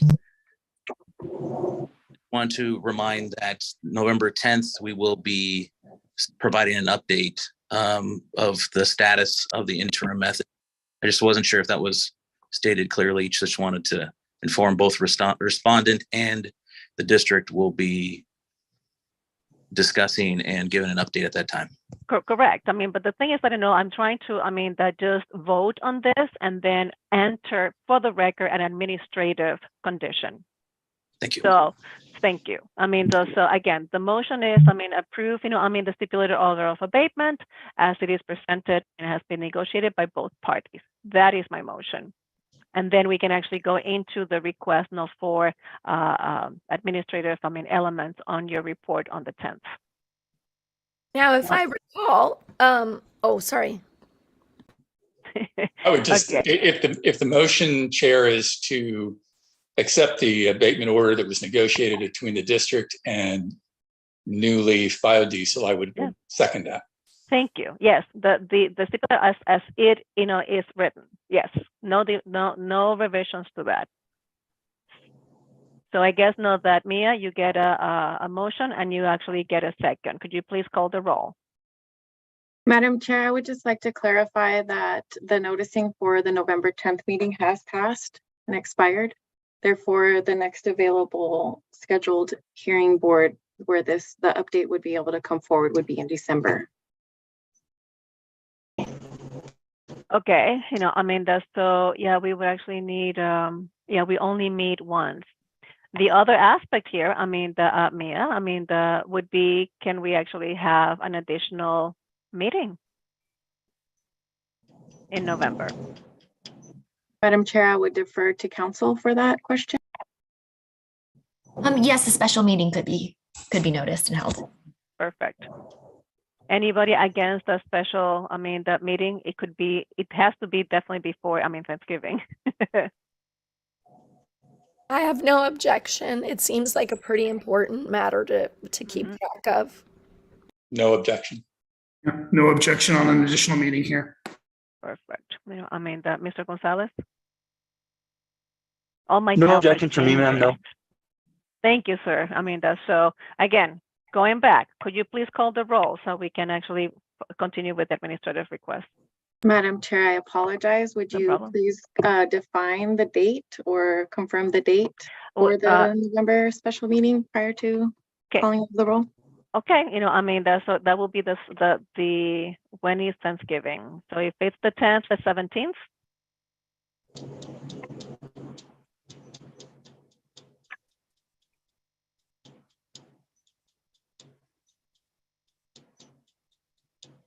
Madam Chair, I'll now call the roll for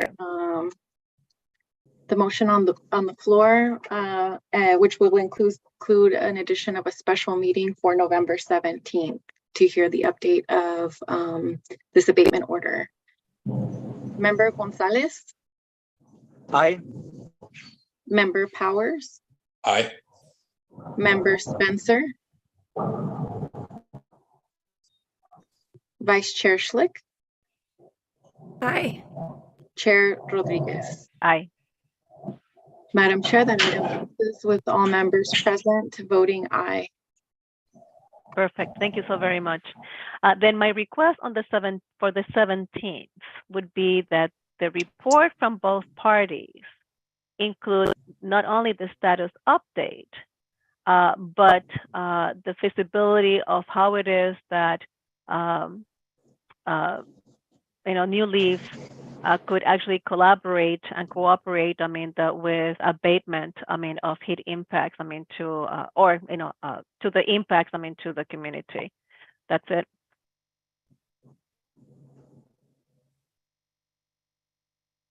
Anything else that you would like to see on that report, members of the board?